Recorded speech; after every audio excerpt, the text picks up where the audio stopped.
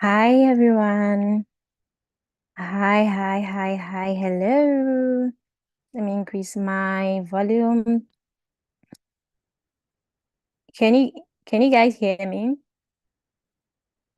Okay. So people are now joining in now. Okay, in the waiting room. Hi everyone. Hi. Hello. Let me increase my volume. Can you can you guys hear me? Okay. So people are now joining in now. Okay, in the waiting room. Hi, everyone. Hi. Hello. Let me increase my. Hi. Okay, so what I'm thinking of. Can you guys hear me? Okay. So people are now joining in now. Okay, in the waiting room. Hi, everyone. Hi. Hello. Let me Hi. increase. Okay, so what I'm thinking of. Can you guys hear me? Okay. So people are now joining in now. Okay, in the waiting room.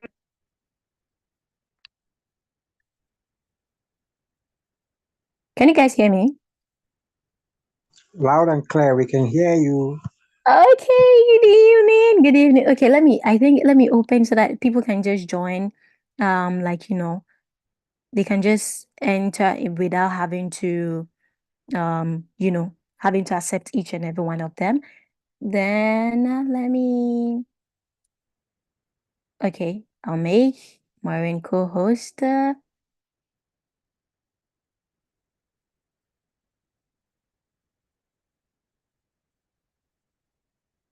Okay, so we are waiting for the others to join, so you're not going to start yet. But then I wanted to start so that I'll set in a bit of mm, settings.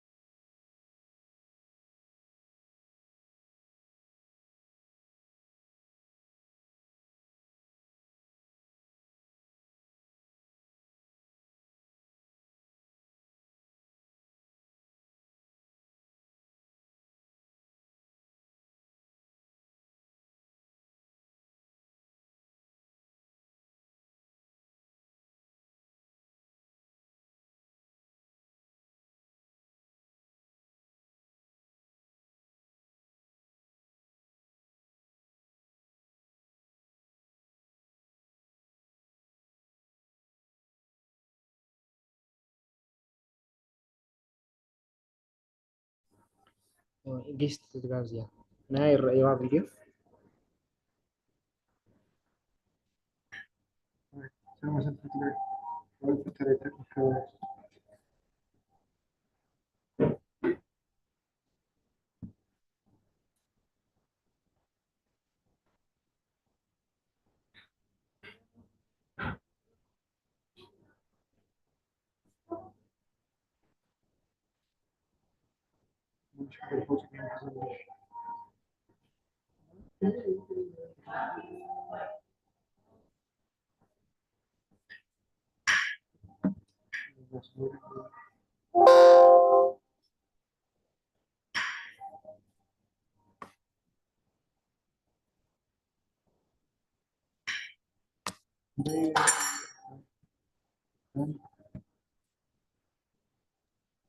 Good evening, everyone that have joined so far. We are waiting for the others to join since we'll be starting at 8, so 3 minutes and then we kick it off.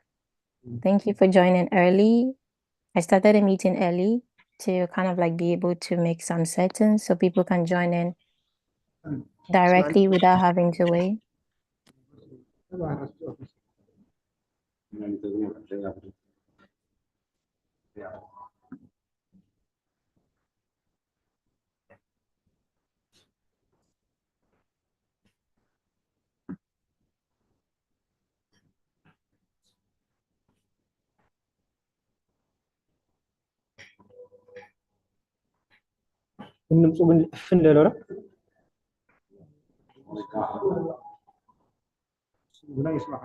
سبيكر كويو بلوتوز أوي نيم تمغوار هيدفون حزامة أي رقم أوي نيم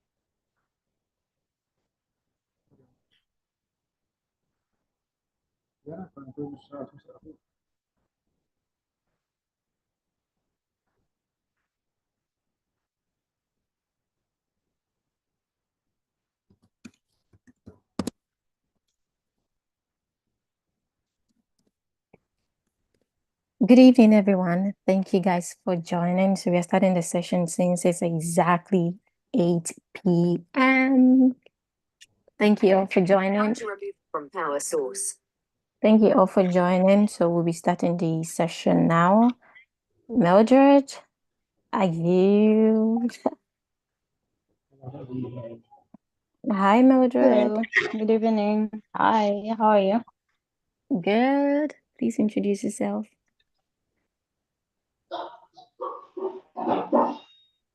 Good evening, everyone. Good evening. I'm Mildred Mjunga, and I'm also a co-host of this webinar alongside Anita. Nice to meet you all. Thank you all for joining us today.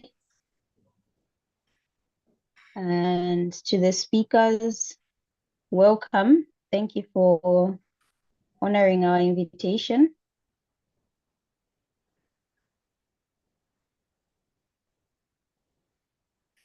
Anita, back to you.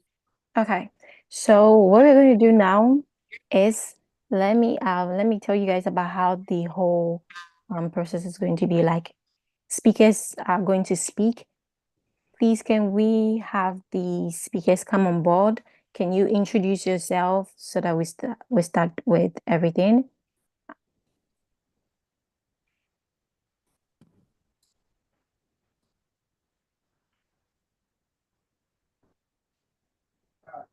Hello, hello Hi. everyone. Thank you for granting me this opportunity for you to host me on your platform. My name is Robert Ashley, and I'm an international student in the University of Geneva, pursuing Master in Computer Science. Thank you for coming on.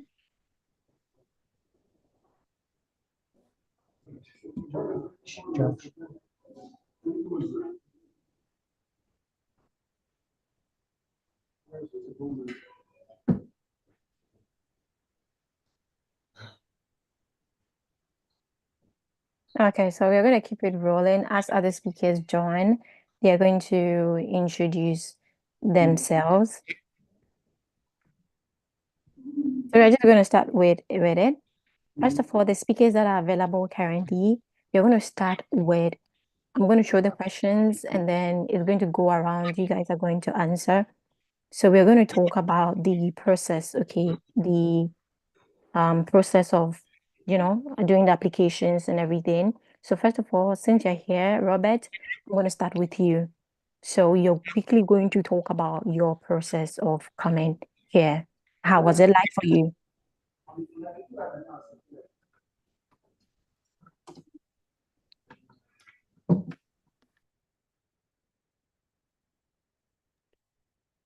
Ashley, you're muted.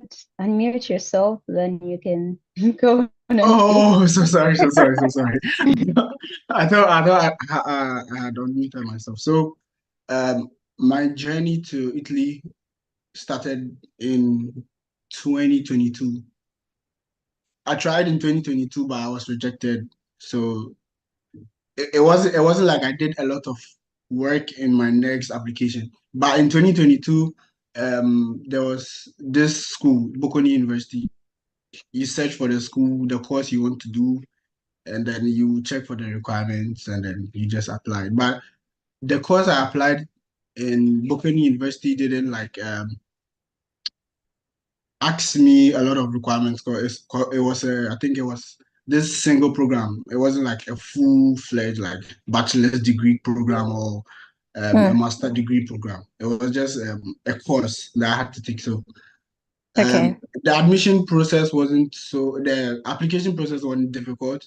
You just go onto the site, it asks you for your passport details, what you studied. It wasn't difficult, it was just straightforward. Then I had admission, then I had to apply for um the visa. But for last year's, for 2023, that was like a master's program. So like it wasn't like straight easy, just do everything and then that's also. I searched for schools. I actually didn't like just apply to University of Geneva. I applied to 6 schools. I applied to I applied to 6 schools. I applied to Milan, University of Milan, Bicocca. I applied to Genova. I applied to Camerino. I applied to Verona. Okay. Yes, but unfortunately, most schools are like Genova came in early. I had the admission in Genova, but the other schools, I was just looking up to like University of Milan and Bicocca, because like I feel like Bicocca is like Milan is like the city of Italy. So I was like, nah, let me just wait for Milan, the Milan schools. But for both Milan schools, the admission I passed the requirements. You check the requirements, just pass the requirement and everything. But for the admission interview, that was where I had the challenge. So for both schools, when I joined the meeting, everything was fine.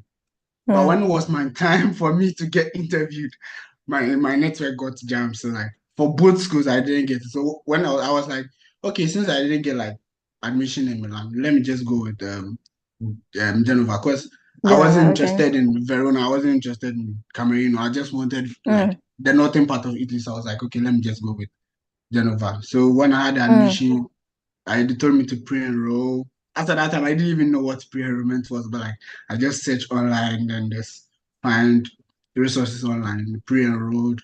Then when pre-enroll was done, you print your summary, then you apply for your visa. So it was like most of the work I did in 2023, I already did in 2022. So like my documents, I just like had to like scan my documents, send it, scan my documents. So it wasn't like so difficult for me. No, okay. So, like, how has it been? Like, now you're in. How has it been for you? Was it what you expected? What Okay, scholarship did you so win as well? okay, so I'm on a DSU, Alicio scholarship, the regional scholarship. But the Alicio scholarship, but I haven't received like any money from Alicio. It's just this first part of the scholarship they give you. So it's not like Yeah. some scholarship you can count on, like they're giving you money. Apart from like the canteen and the fees, I live in my own. I live at my own place. I don't live in like a student's apartment. So like I live at my own place. I take care of my own expenses, like till now. So I just hope maybe I don't know when they will announce the second part of the scholarship so that they pay us. That I don't know, but I hope it comes soon. But coming to Italy, I would okay, I wouldn't say it's not what I expected. I didn't come to me what I expected. I like it though, but I don't like Genova. I personally like don't like Genova, but like I've been to Milan, I've been to like Bergamo, I've been to Bologna. I like those parts, but I don't like living in Genova. No, But okay. school is fine. I also came so late because my visa application delayed. So I came so late. The first semester it was quite tedious because I missed most of the class and I had to like just go Okay. write exams. So it was quite hectic in the first semester. But now like everything is cool, class is fine. I enjoy the classes because it's not like how school is in Ghana. In Ghana, most stuff is just like you read, you don't practice. There's here you like they teach you something, they give you an assignment. They teach you something, they give you an assignment. They teach you something, they give you an assignment. So like it gives you like the experience of practicing. That's one thing I like about like the Italian um, education system. Plus in Ghana, there's nothing like I can push forward my exams in a year. In Ghana, when you miss an exam, you miss an exam. But when I came here, I came to realize that, oh, although I couldn't take all my exams this last semester, I can just take it this semester. That's one thing I also like about Italy. Italy is also beautiful. Genova is very beautiful. I like Italy is very, very beautiful. But because of the language, I'm studying the language, but because of the language, it's one thing that's like holding me to enjoy Italy because I don't understand the language yet. Yeah, but then you are still new here, so it will take a while. You just have to be open-minded regarding, you just have to be open-minded regarding that. But then thank you for coming on. You're welcome. Can you share quickly with us the process you took, especially with getting the document for the Alizio scholarship in Ghana? So for DSU, I think for DSU, you go on to like the application side. It asks you a lot of questions, like your name, your tax code, where you stay, address, like a lot of things. But basically, the documents that you be asked is your is a university. I think it's parificato. Yeah, something about your financial status of your family. Yeah. So that was, I think, for DSU, that was the only document I needed. Yes. So how were you able to get that? Because you need the family composition Yeah, yeah. documents and all yeah. of that. Yeah. So when I was eligible for the DSU, Mm-hmm. the school would give you like details of CAF, the Okay. CAF, the tax centers there. They give you Mm-hmm. details of them, and then you can choose any of them you want them to work on your visa parificato for you. So they sent me a list, and then I just emailed the CAF, and then the CAF said, oh, she sent me, I think, a document Okay. stating what they want to see in the family income status. Okay. Yes. So for me, I just went to the Commission of Oaths. It Okay. has, Okay. yeah, In Ghana. yes, in Ghana, the In High Ghana. Court. Okay. Yes, Okay. it has all the details they needed. So I think I reached out to you. I also reached out Yeah. to Anne. Yeah, I reached out to Anne asking her about what is this family income status stuff. So I think after you explained to me, I Yeah. just sent the document to the Commission of Oath, Of and oats. then Okay. they drafted it. They sent it to the court. They stamped it. I didn't take part in the Ministry of Foreign Affairs. I didn't send them myself. They did everything for me. They did So when everything. Wow. yes, Okay. when everything was done, they just gave it to me. I scanned it and sent it back to the CAF. Funny enough, I wasn't even supposed to like submit my EZA on my DSU application. The CAF sent it on my behalf. So like I just got the document, scanned it and sent it to the CAF. So I didn't really do Yeah. a lot of documentation stuff for the DSU. Yeah. Y- It was easy. Yeah, it was easy for me. Yeah, Easy I and didn't find yeah, it. yeah. As long as you give the needed details to the CAF, automatically is going to be sent out to Yeah. the scholarship board. Okay, so those that are coming in, from Ghana, you guys can, pick a couple of points from here because you need to know where to go to. So for him, he's coming from Ghana. He went to the Commissioner of Oaths because the family income document is like a document that people have Oh, okay, yeah. So in it. for the family income, for the family income status, How do you you need compile to it? like on the sheet that the CAF sent to me, I Mm-hmm. think there was like you have to declare any properties you have, if it's Yes. cars and houses, Mm-hmm. Mm-hmm. the land size, the type of like property you have, where you live, Yes. Mm-hmm. the account balances as at a time. Like so they give you maybe a year, maybe Mm-hmm. 2022, 2021. They give you a year to like Okay. print all your family's financial stuff, like financial details. So if Mm-hmm. it's a bond your dad has, the house you live in, his statements, like everything, pay slips, how much he earns, like how much your family is worth. Yeah. You have to like show them how much your family is worth. So with that, for me personally, my all my parents have like bank accounts, so it wasn't difficult for me to like show this. Some people don't have like bank accounts where you can show that this is the amount of money that comes in and this is the amount of money that goes out. So That for goes me, I out. just Okay. printed my statement. I printed my statement, my Mm-hmm. sisters, my dad, and my Mm-hmm. mom's, and Mm-hmm. I added our land documents and some other like investments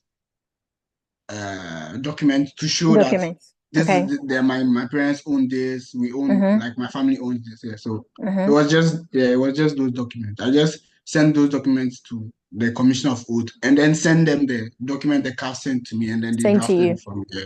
Okay. So if it's possible, can you like pin over because you guys need to know Robert is one of the admins, okay, on the platform. So if it's possible, can you pin what was sent over to you on the page so that those that will be coming from Ghana can, find it helpful? Oh, okay, sure, Yeah. okay, sure. I'll do that. Yeah. Even though it's just for Alizio, I'm sure it will give them a fair idea on how to. Yeah. Well, Now, it's quite same, but it's just like the different.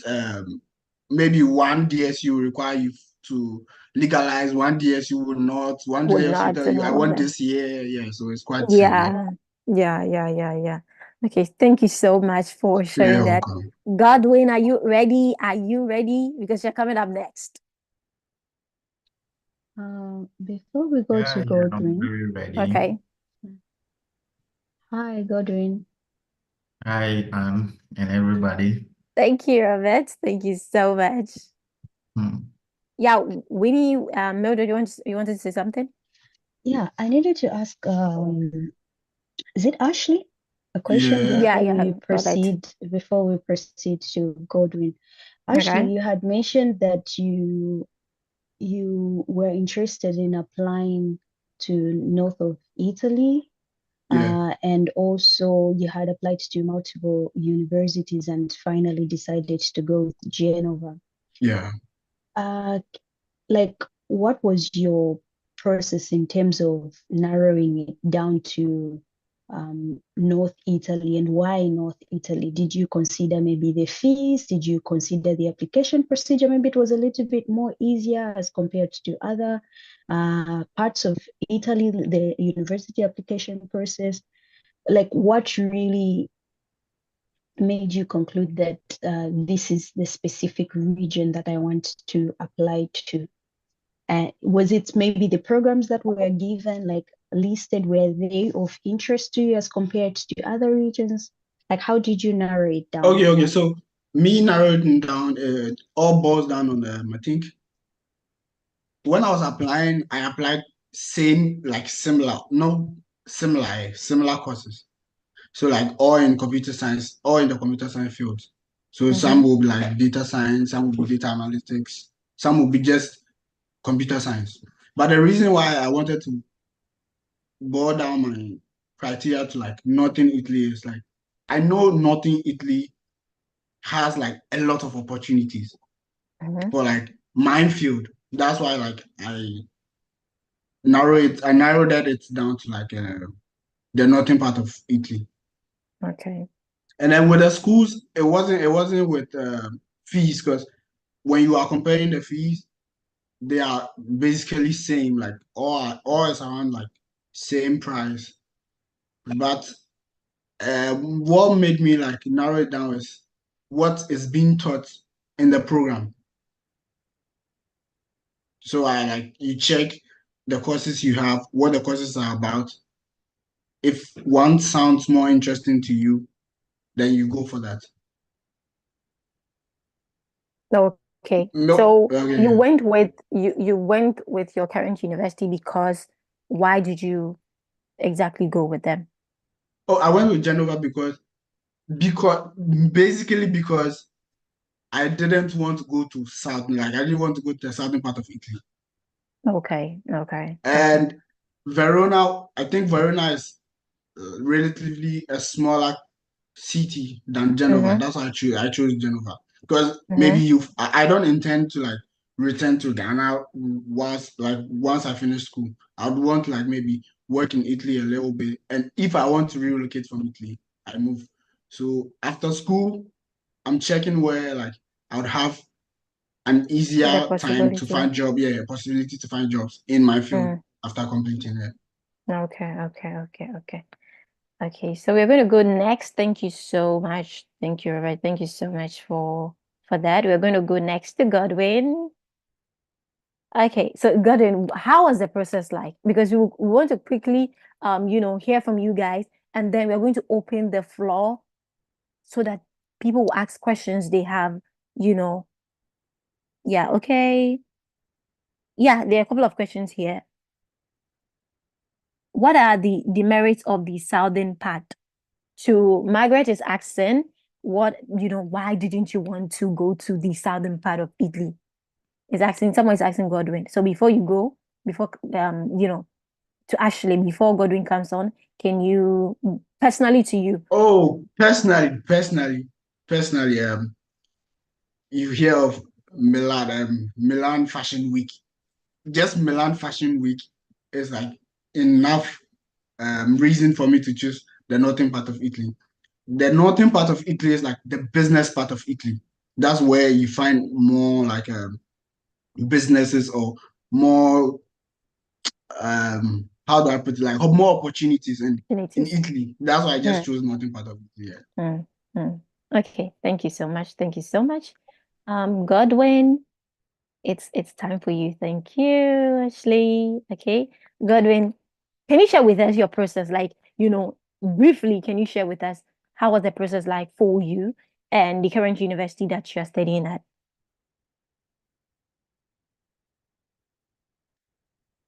You unmute.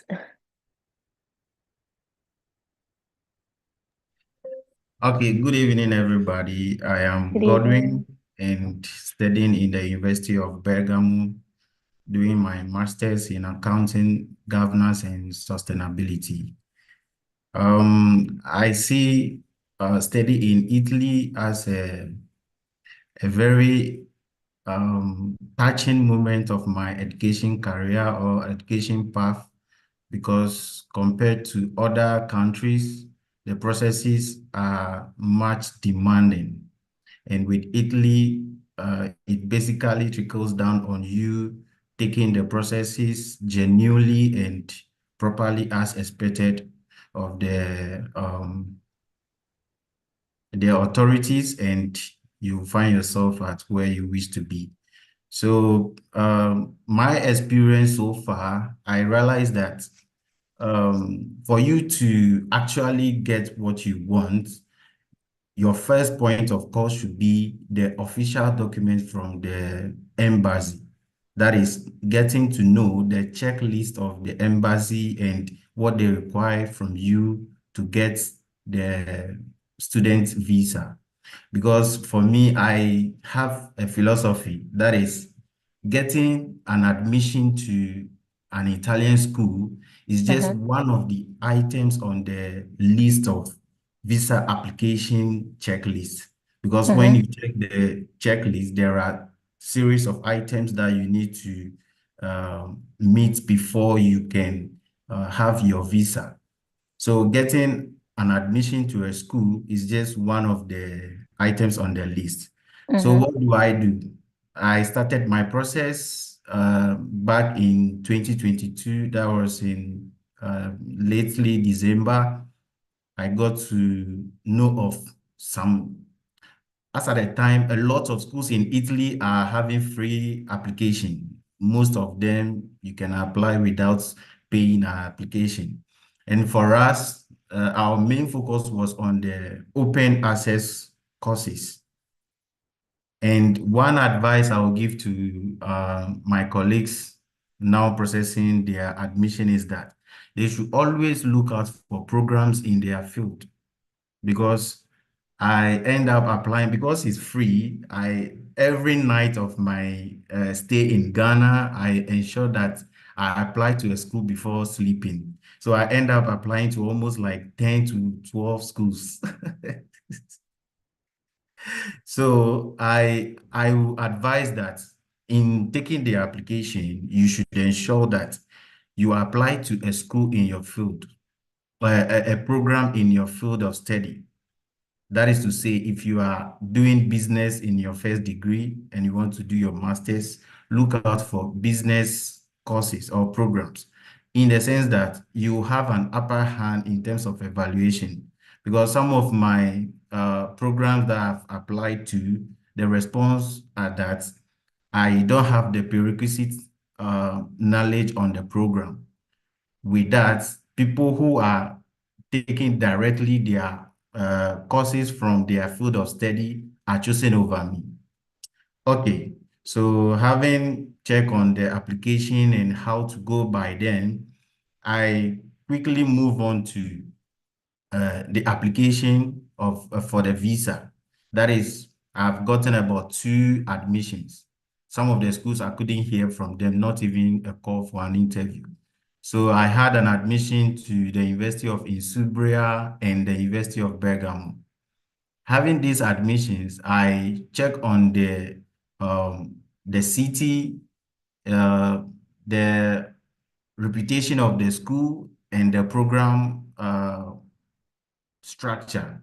So I realized that I can go well with University of Bergamo, and I have chosen Bergamo for my university enrollment, and then further on to the pre-enrollment aspect of my application. One thing when it comes down to the visa application is that I suggest that you should always have a transition in your documents. When one document have your name in a particular arrangement, the next document, let's say your birth certificate or any other document you have, should also have the same name. If there is any discrepancy with the names, always ensure that you do such amendments for you to have a straightaway transition between your documents. Ensure that you don't take an advice from someone just because the person has passed through the process or is able to travel to Canada, US, or any other part of the world. So that advice or suggestion holds for Italy as well. I made an example that you should always look out for the items required by the embassy officially. If you need any further clarification, people like Anne or people who already passed through the process can give you deeper understanding. Maybe there is a language or a terminology you are not getting clear of. Then you seek those clarification. So for me, I don't have the government scholarship. That is to say, I need to show my financial muscle in terms of proof of funding for the visa application. And Italy has the law that it's only your biological parents, your mother and your father, who can sponsor your education, or your legal guardian who can sponsor your education in Italy. And those sponsors should have documents to back their means of economic subsistence, in the sense that you don't just bring money and tell them that you have this amount of money, but you should show documents. If your parents are into any official employment, then you get such documents from their employers, like employment extras, to show that this person is working with me, he takes this amount of salary. And also I back my application with investments that my dad and my mom did in some institution. You take official statements, because I was about to submit, and a colleague that I was doing the submission with realized that I took a statement from EcoBank, which wasn't stamped or not on the letterhead, because EcoBank has this investment package called EDC. But EDC is not directly under EcoBank. So when you go to the branch of EcoBank, you might not have the official statement from EDC. So I have to quickly go to the EDC branch head office of EcoBank in Accra, and then took an official statement from them. So that's basically to say that every document you are presenting should be original, should be officially signed, and should have genuine content, so that the embassy will not have any, how do you call it, doubts about the document you are presenting.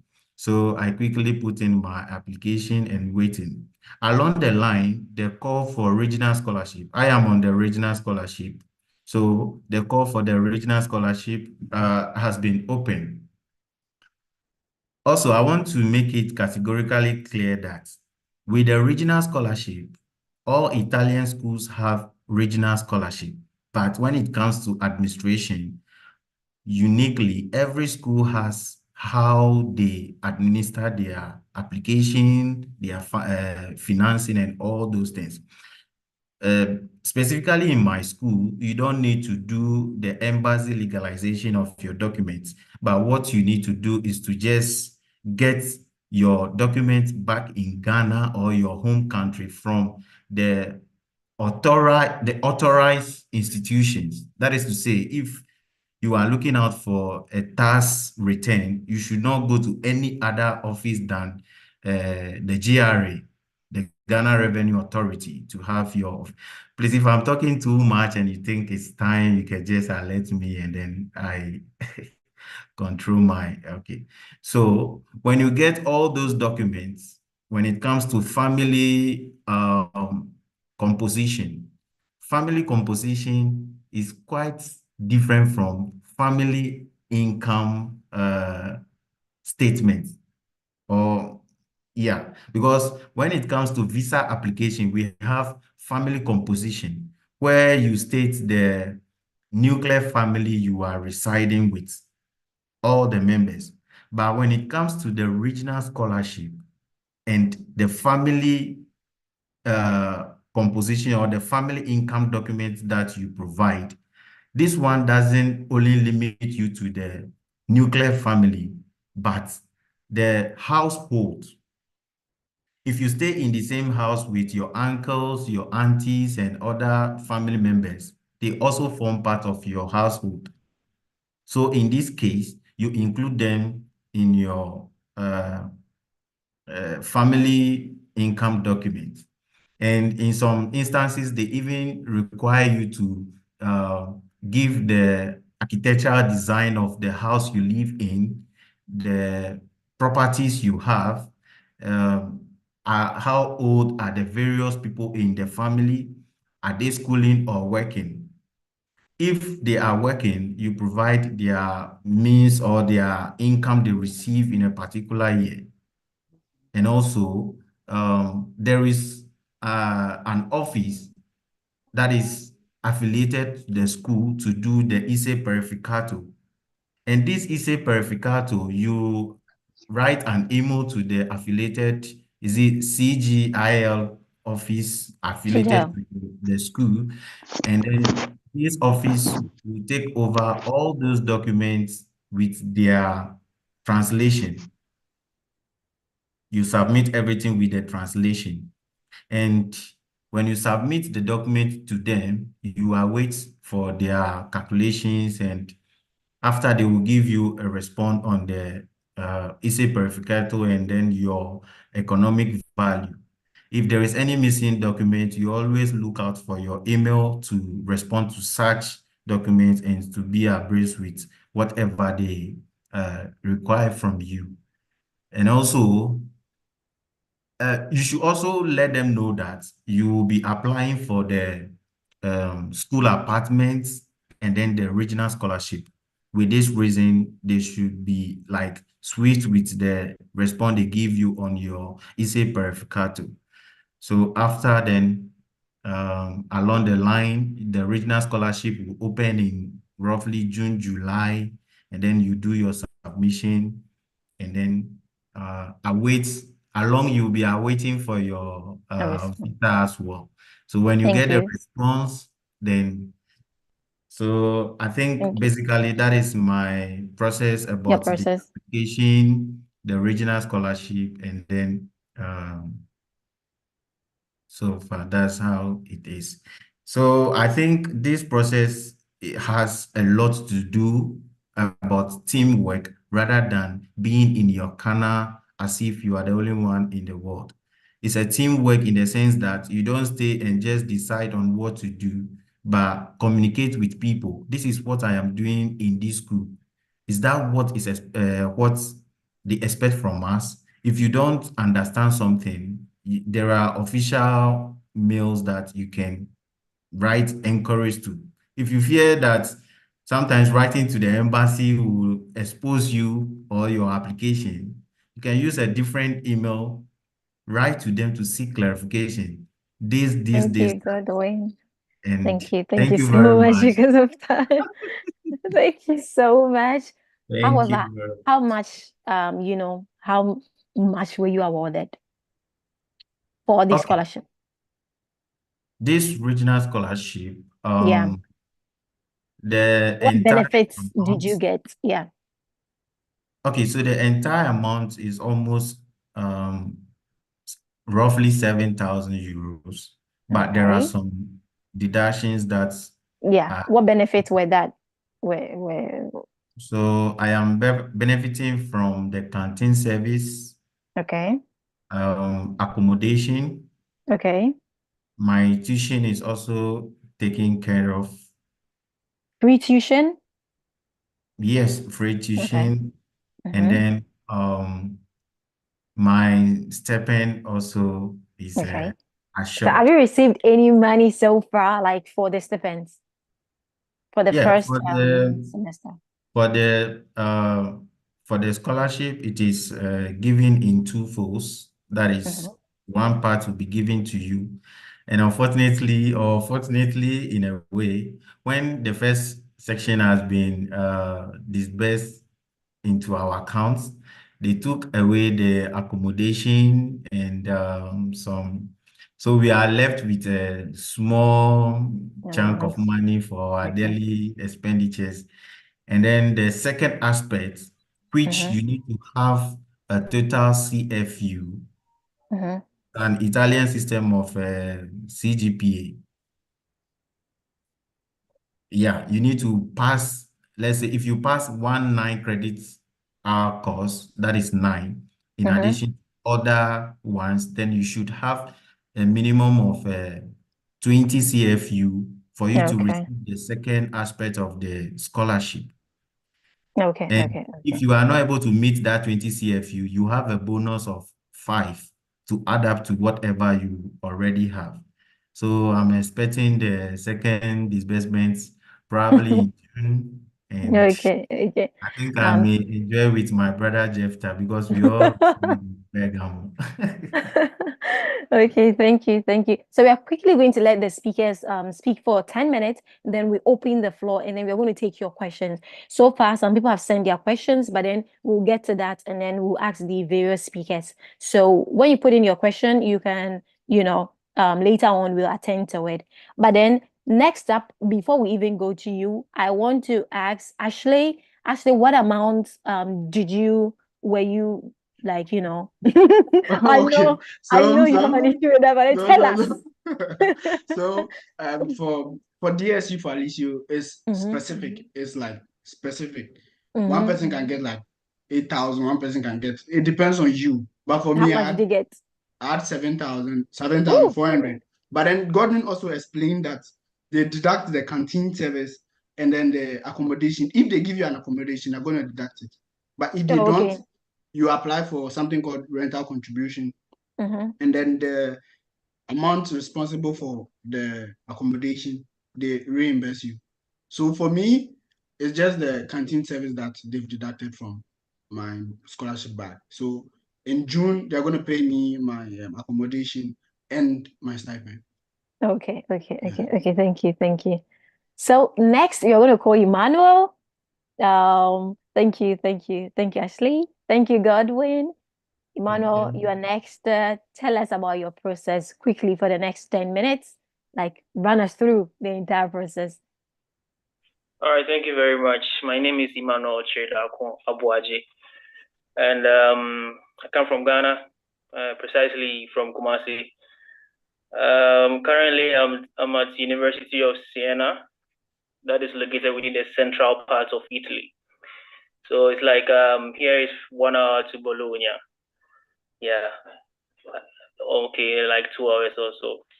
Well, my process was very simple. I did a process with the first attempt I had it because I really learned about the process very well, though it's lengthy, but it's worth it. And then I also was fortunate. I was really searching for someone to guide me out throughout the process. And I was fortunate to get a friend from Milan. He's called SIAM, rather.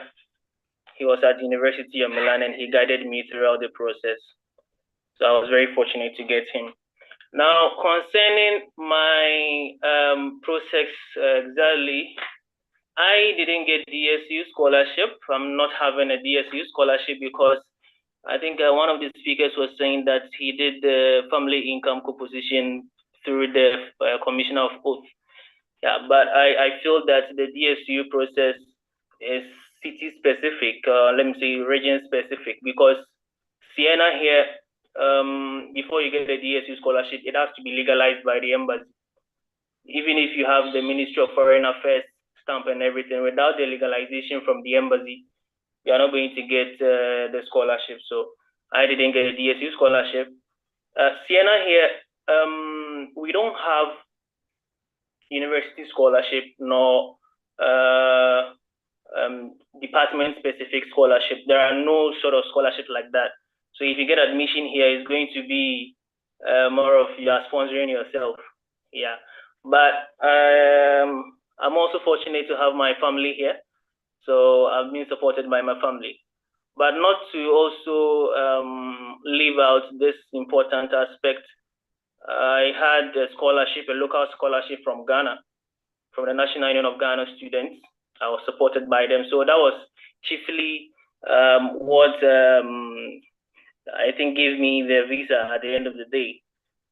Concerning the documents I used, I believe that without wasting much time, maybe we can move on to that when you ask or when there are some questions onto that. So I think that is briefly what I can say about my process. Thank you. For you, like what program like are you studying currently? And then we would like you to touch on, the visa process, especially. Okay. If you want me to touch on the visa process, then I'll do that. I'm offering biodiversity, conservation, environmental quality. Biodiversity, conservation, environmental quality is a very wide program, and it's under the Department of Life Sciences. Sienna here, I would say that with all the applications I did an application to Sapienza University, I did to PISA, and then I think Cameroon also. But Siena was the university that gave me a quick admission. Thanks to one of my friends, Malcolm, that recommended Siena to me. I had it within a week, and even the pre-enrollment was done on weekends within 24 hours. They did the pre-enrollment for me via Universitali. Now with the visa, there are some requirements, like Gordon said, that you need to meet up with. There are some documents that you need to get. First of all, you need to get your family status certificate or family declaration certificate. This is not the income that you are going to use for the DSU. So for me, I got mine from my municipal assembly, that maybe some others will also have district assembly. And then I used 4 sponsors. I had a scholarship. My mom was a sponsor. My uncle is here also with Italian passport, so he was also sponsoring me. I took a sponsorship letter from him. And then I was also teaching when I was back in Ghana. So I had something like a steady with pay in addition. So, Italy, with the process, you can have as many as sponsors that you can lay your hands on. So I had 4 sponsors. And after admission, after pre-enrollment, I gathered my documents. And then I also went in for a tax clearance from GRA. And then what else? I think I added some land documents, some assets that we have, car documents and everything. So I just put all those things together. And then I also did one thing known as the possibility of selling an asset. That came from my mom's side. We did a document to prove that even regardless of anything at all, we can sell a property, that particular property, to support us. And that was done from the Commissioner of Oath. So my process wasn't that difficult for me. And my visa also came early. One thing that I advise us is that we have to apply for the visa early. Because if you apply for the visa early, then you're going to get a response from them early. That is what my mom told me. My mom has been here for 2 decades now, and she told me that with the Italian embassy in Ghana, it is the first come, first served base.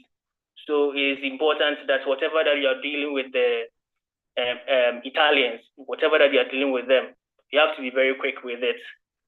So I did everything early, and then I had the visa. Unless maybe there are other questions that I can answer to. Thank you. Thank you so much.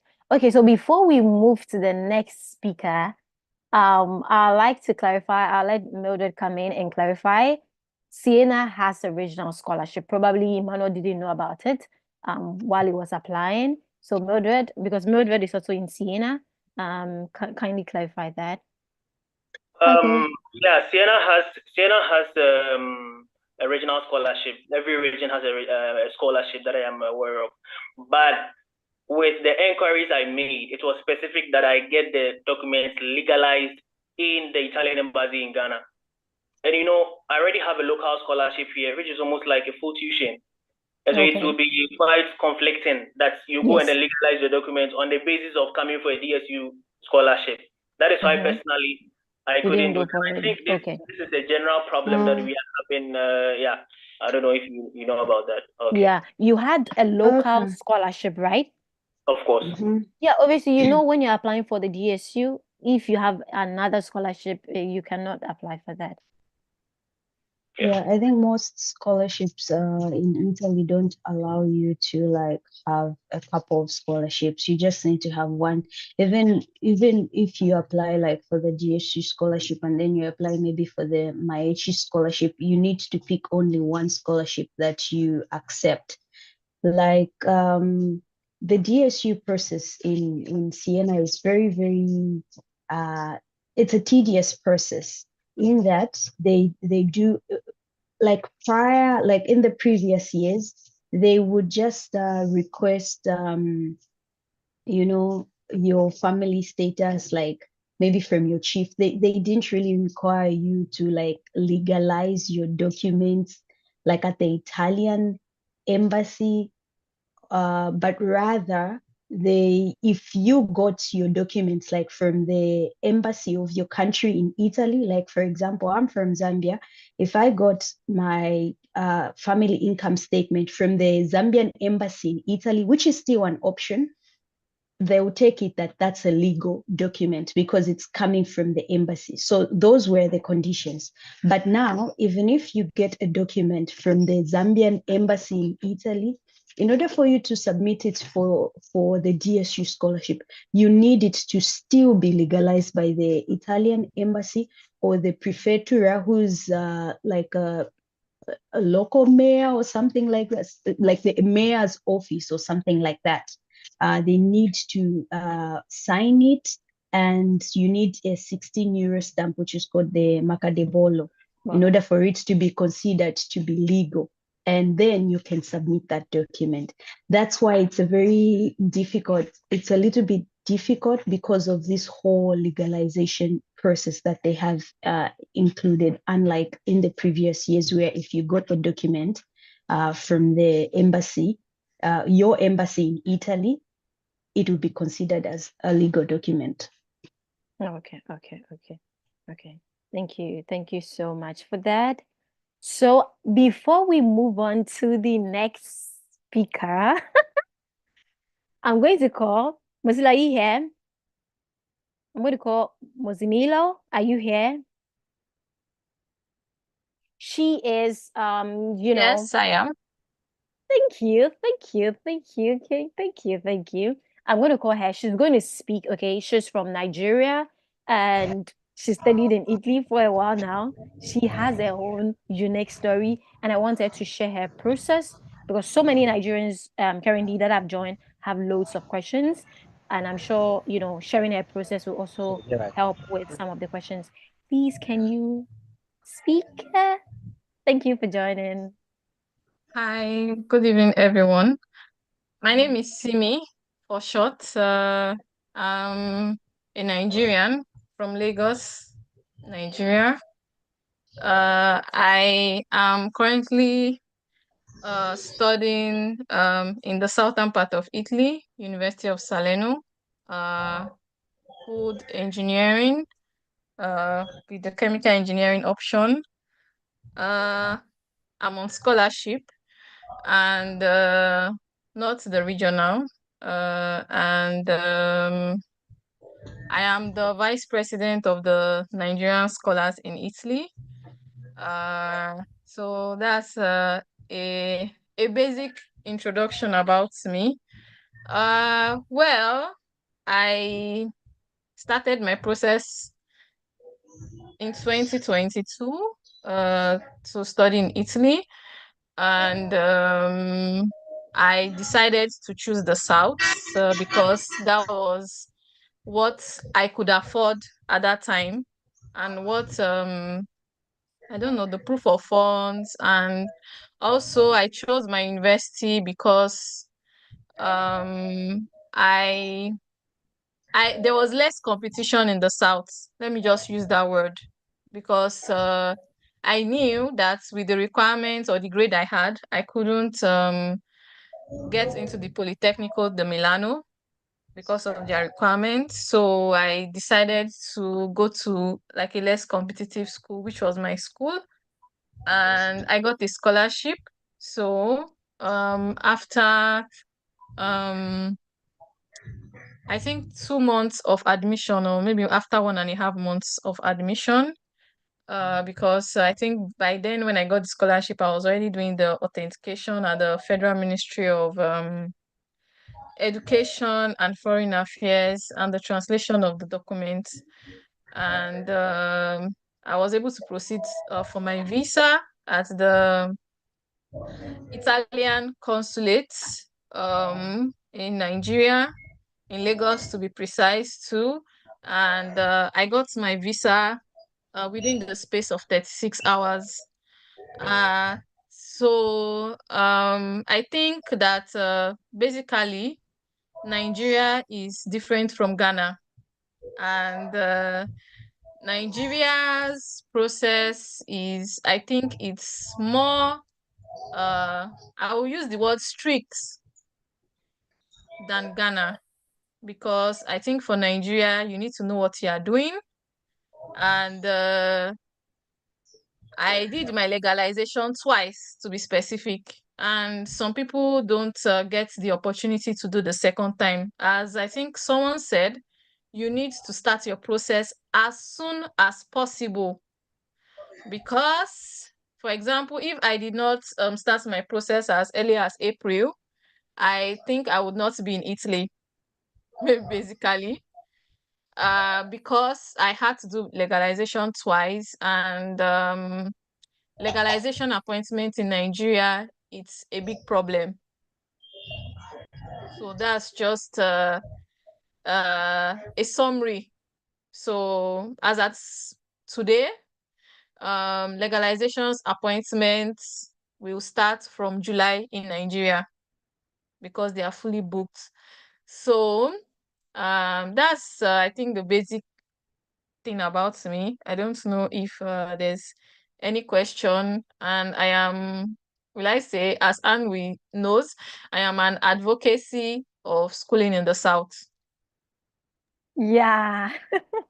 Yeah. SIMI is, and when we talk about there not being opportunities in the South, she's like so mad. She gets so mad. Can you share with us about opportunities in the South? Because I'm sure when Jeff was talking, I'm sure when he was talking about, you were like, what is going on? You were you're like, why is he saying that? Yeah, he didn't want to come to the South. Yeah. Can you share some opportunities that are in the South because you are an advocate? For me personally, I think I don't know the exchange rate of Ghana, but I know for Nigeria, the exchange rate compared to last year has doubled. So I don't know of Ghana, so I'm speaking based on the Nigerian system. So like I tell people, you need to cut your coats according to your size, especially if you know that you don't have money or sponsors. Because in Nigeria, to be specific, I think that most people that I know who came last year were issued visas to the South, especially the University of Napoli Federico. And for example, in the University of Napoli Federico, there are scholarships there. Of course, they have not the regional, they have for economics, they have for sustainable food system for maybe people that studied, I don't know, maybe agric, or I don't know, maybe food science and technology, to be specific. And we also have for marine biology in Napoli Federico, that's the one I know. And the University of Bari also has scholarship of 30,000 euros for people that maybe studied crop science, I don't know. It's called I don't know the name, but I just know the acronym ideas at the University of Bari. I think it's for people that study like food science, agriculture, crop science. They have scholarships there, and my school has a scholarship for people who studied chemical engineering, food engineering, mechanical engineering, computer science, and computer engineering. Then University of Salento, which is in Lecce, has I think their admission has passed already, but they also have scholarship maybe for people that would want to apply next year. They also have scholarship for people that studied mechanical engineering, so engineering to be specific, like for management engineering, and for people that studied marine biology and I don't remember the last third course, sorry. So I personally think that if maybe your course falls in this line of action, because my school is, will I say my school is currently recruiting, or is that what to say? It's currently accepting admission, and my scholarship in specific is I think now it has increased, the amount has increased. You are given accommodation for 2 years of your stay, food, and free language class, and 1,500 euros for the year, which I think is enough because accommodation is the main issue in my own perspective. So if you are one of these people, you can reach out. And I think for Salento too, they also have scholarship for lodging. They don't give stipend. I think it's only for lodging. I think so. I'm not sure of the other parts. Then the University of Federico gives scholarship, as I said, to people that studied like sustainable food science, blah, blah, blah. And they give scholarship of 6,000 euros. And I think economics gives almost around the same amount for people who want to study. You can connect with me on LinkedIn if maybe you have any question. And also follow the Nigerian scholars in Italy, because we post admission openings for masters, PhD, bachelors, if you're interested. Thank you. Thank you so much. Okay, so I have loads of questions from people, for you, but then we are going to let the other speakers speak, and then we'll open the floor, we take the questions, and then, we get you guys to answer it as it comes. But then we are going to move on to JEPH. Thank you so much, Simi, for coming on and then for actually speaking. I'm so glad that you were able to make it. JEPH, are you here? Can you speak up? It's your time, and then we'd like to hear from you. What was your process like?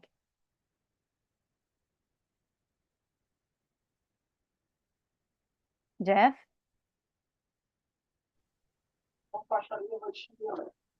Yeah, hello. Hello. Good evening. I'm Jeff Tautry, as Anne introduced already, and I am actually at the University of Bergamo. So, and also a MIC scholar.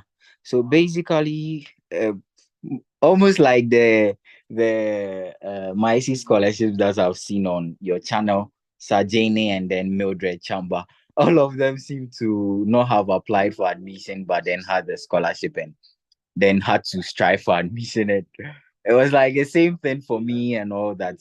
It seems that MIC scholars, we don't actually do much research. We just apply for the scholarship without admission and all that. So it was quite my like experience here. So basically, I wasn't actually even in Ghana when I had the MIC scholarship. I just applied for the scholarship and then applied for other scholarship. I got an Indian scholarship. So I left for India. And then I think when I got to Ethiopia, Addis Ababa, then I had the call that I have won the scholarship, and it was 2 ways and all that. So I had to see whether I would take the Italian scholarship or the Indian scholarship. But I had to just go to India, and then later on I realized India is not a country that I want to be in. So I decided to come back, and then when I came back, then I faced the issue of the moment. I had to look for admission. Every admission was closed. You are a witness. I was just DMing you in your DMs, and I was like, pressing everybody that I could find and all that. Finally, I was able to talk to the University of Bergamo because they were the university that the scholarship was awarded to me for. So they said, okay, I would have to apply through the Italian students window, and then I applied, did the interview, and then they were like, they've rejected my application. I was like, why? They were like, the time that I have to apply for the visa and all that is very near, so I wouldn't be able to make it. My mom said, no, I'm on a scholarship, and then they are willing to like speed the process up and all that. So we played with them, and then they said, okay. So yeah, I had to. And then I got the admission visa process. Actually, because of the MyC scholarship, I just had to get the visa application form, and then the family stats, which I got from the regional office in Sakumono, and then I got the letter that serves as the interview, and then also I just added the scholarship letter to it and all that, and that was it. I didn't have to show any proof of funds and all that because of the MyC scholarship and all that too. Yeah. So and with regards to the scholarship too, the document I needed was just my transcripts, my certificate, a letter of motivation, and then I think 2 recommendation letters also. It's actually 1 recommendation letter that I used. Yeah. So that was basically, it's quite straightforward and all that. It was like a 2 selection process. The first process, when you apply, they select from the mass number that applies, and then you are called for an interview, I think around July, mid-July and all that. And after the interview, you'll be called if you are successful, and then if you are not, you just not hear from them and all that. So yeah, basically that was my experience. And for the MyC scholarship, I'm receiving 900 euros for every month for at least 9 months. So basically, if you spread it on a 12-month basis, then you are getting like 6,500 euros every month. And I think that is okay, because at least I have, it's only that they're giving you. You have to pay for your accommodation out of that 900. You have to, like, any expense that you have to, you have to make, you have to do it out of the 900. And you are exempted from paying tuition fee actually. So it's only your accommodation, and then basically what you eat. Yeah. So yeah, that's basically it. And yes, when I came, I've received like 5 months stipend. So at least I'm good. So yeah. So You're that's rich. You're rich. You're rich. I'm sure when you spoke about the fact that you didn't have to show any proof of funds, I'm sure Mildred was like, what? Exactly, because I had to show proof of funds, 6,000 euros. So that was around 120,000 Zambian kwacha, despite having the scholarship. So I think it maybe depends on the Italian embassy in that specific country. Yeah, time yeah. for the visa. I chose a shorter date. I chose like 1 week from the time I submitted the visa application, and then the scholarship was stated in the scholarship letter that the funds will be released on November, and I was submitting the application in around the 26th or 25th October. So it was just like 2 weeks or some weeks to the release of the funds. So I just hope that they wouldn't ask for the proof of funds, and they didn't ask for it. So I'm sure maybe it was because I applied very close to the release of the funding period and all that. So probably something like that, but I don't really know. Or maybe great. Yeah, I don't know if I can come here now. With the IYT scholars and the MyC scholars, with the Italian embassy in Ghana, mostly if you have that scholarship, they don't demand you to add any POF, any other personal source of funds. If you have it, I know someone who had the visa within 1 week. The visa was given to her when she was invited to the embassy by the ambassador. So it's like that in the Italian embassy in Ghana. it's not very stressful when you have that scholarship. Yeah. I think I think it really depends, because for me, the very day that I submitted my visa application in the morning, around 3 o'clock, I got my visa. They released my visa. They said, come to the embassy and collect. It didn't take long, but I still needed to fulfill like the visa requirements. But them like releasing my visa, it just took hours. Oh, okay. So I think before, I think in Nigeria, because for me, I also had a scholarship. I still had to provide like 10,000 euros. So it does not matter, because I think the normal idea is that for some of us, the scholarship may not be disbursed immediately. So how will you take care of yourself maybe for 2-3 months, maybe depending on the disbursement time? yeah, okay, yeah. So I think it depends. It can be it depends on the person. But then Jeff, I want to ask, how many people like want the scholarship? Because I'm sure you went for the interviews. Like, did you see other people as well during the interviews? I'm sure you spoke with them. Do you So have any idea actually, of that? when I went for the interview, like the panel told me, it was actually two Italian guys. They told me there were about 1,000 plus that applied that year, and then they had to like screen and then select like 250. So there were 250 that went for the interview, and then they told me out of the 250, there are only 8 spots available, and out of the 8 spots, three are actually protocol. I don't know what that meant. So that came for the interview, the 250. Yeah, we were fighting for only 5 spots. So it was only 5 people that got the scholarship. Wow. And on what program were you like coming to do that? Because usually it depends on the program that you are coming for as well. What program? I marketing. Wow. So good. So good. Okay, so before we move on, thank you so much, Jeff. Thank you so much. Before we move on to like another speaker, I want us to tackle some of the questions that we currently have so that we will continue.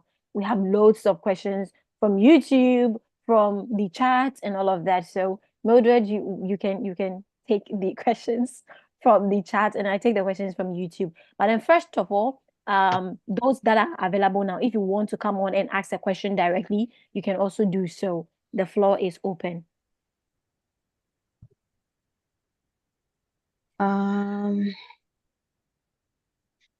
Okay.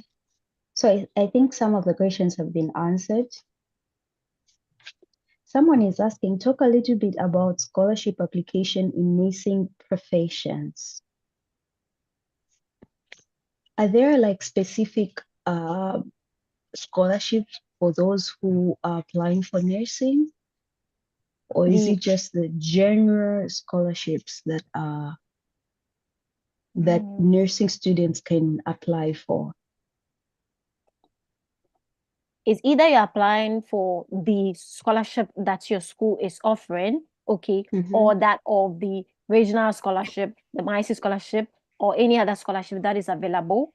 If it's for you are not a master's student, obviously you cannot apply for MIC and that of Invest Your Talent, okay. But then if your school have like a particular scholarship, then obviously you can apply for it. And if you say generally nursing, which university are you going to? Nursing is offered in the university. It's Sapienza, Palermo, and 2 other universities that I think 5 universities offer nursing in English in Italy. So which of these universities are you talking about? Okay. So I think Margaret has raised her hand. Yeah, Margaret, you can come on. If you want to speak, you can raise your hand and then you come on and ask your questions while we go through the chat. So Margaret, yeah, you can ask your question. Okay, thank you. So this question is directed to SIMI actually. Okay. So I want to ask her, she said something about showing proof of funds of 10,000 regardless of giving a scholarship, yeah? Am I right, SIMI? Okay, like I would love to say, visa process it's dynamic. It depends on the individual. It also depends Okay. on the scholarship you have. I also know Okay. like maybe for people that are Mexi scholars, still have to have money in your account because, for example, you need to have money of flights, even if you're Mexi, for example, money for flights and money for what's it called? The lodging, like where you would stay for some time. So for Okay. me, I decided to do that because as at that time, my scholarship was not the full amount of the proof of funds required for Italy. So I needed to provide the balance. And I had that Okay. much because I did not know at that time I was going to get a scholarship. Because as I said already, I was already halfway through the process before I got a Mm. scholarship. Okay. Okay. I understand. So in the case where I got a scholarship and I got accommodation, I got feeding and lodging and the rest of it. So do I need to show 8,000 or 10,000 rather, like you just said? You don't need to show 10,000. Like, for Okay. example, the proof of fund, I think, is 6,090. Correct me if I'm Okay. wrong. But whatever your school is providing, for me, what I did during my time was my school was providing me with 4,500, or I think if I remember Okay. well. So I just deducted 6,000, then miscellaneous and other things. And because I already had that Okay. money in my account, so it was just easy to present. And Okay. note, in Nigeria too, even if you have scholarship, except Mexi and Erasmus, these are the exceptions. Even with Mexi and without the exceptions of those, even if you're on scholarship, you can still get visa pre-rejection. Oh, Because okay. if there's a red flag, they don't care. Okay. Okay. Thank So you. So last one, yeah, you said something about getting your visa within 36 hours, right? Am I correct? yes. Okay. Do you want to give like a hint on how that thing was like quite fast? I think for me, maybe the scholarship enhanced it and I followed the Okay. requirements of the embassy, like the requirements of study visa. Okay. Because Okay. also someone in my school also got at the same rate I got. So maybe it also depends on the university. Because Oh, okay. sometimes when you have scholarship, the embassy will still reach out to your school to confirm. Okay. Okay, that's fine. Thank you. Thank you so much for asking the question. The next, Mildred, we want to take a question from the chat before we call the next person. Let me just address one more question. Okay. What kind of scholarships are available for an international student in Italy? So we actually have like a complete guide on scholarships to studying in Italy, and there are like about 5 major scholarships that you can apply for. So you have the Maechi scholarship, that is for students who are applying for masters and have an age limitation of about 28 years at the maximum at the time of application. Then you have, of course, the regional scholarships, which are in every region of Italy. So you just have to check out for which region you're applying to and the scholarship basically. And then, of course, we have the invest in it's Invest your talent. talent. Invest your talent, which is also another scholarship. And then we have the Erasmus Mundus scholarship as well, which is where you can do like a double degree within Italy. So you can study in Italy and another European country. And then we also have university scholarships. So some universities have scholarships and other universities do not have scholarships. So those are like the major scholarships that international students can apply for. We can proceed to the next speaker. Okay, we have a couple of people that have their hands up. So let's quickly take their questions and then Mohammed,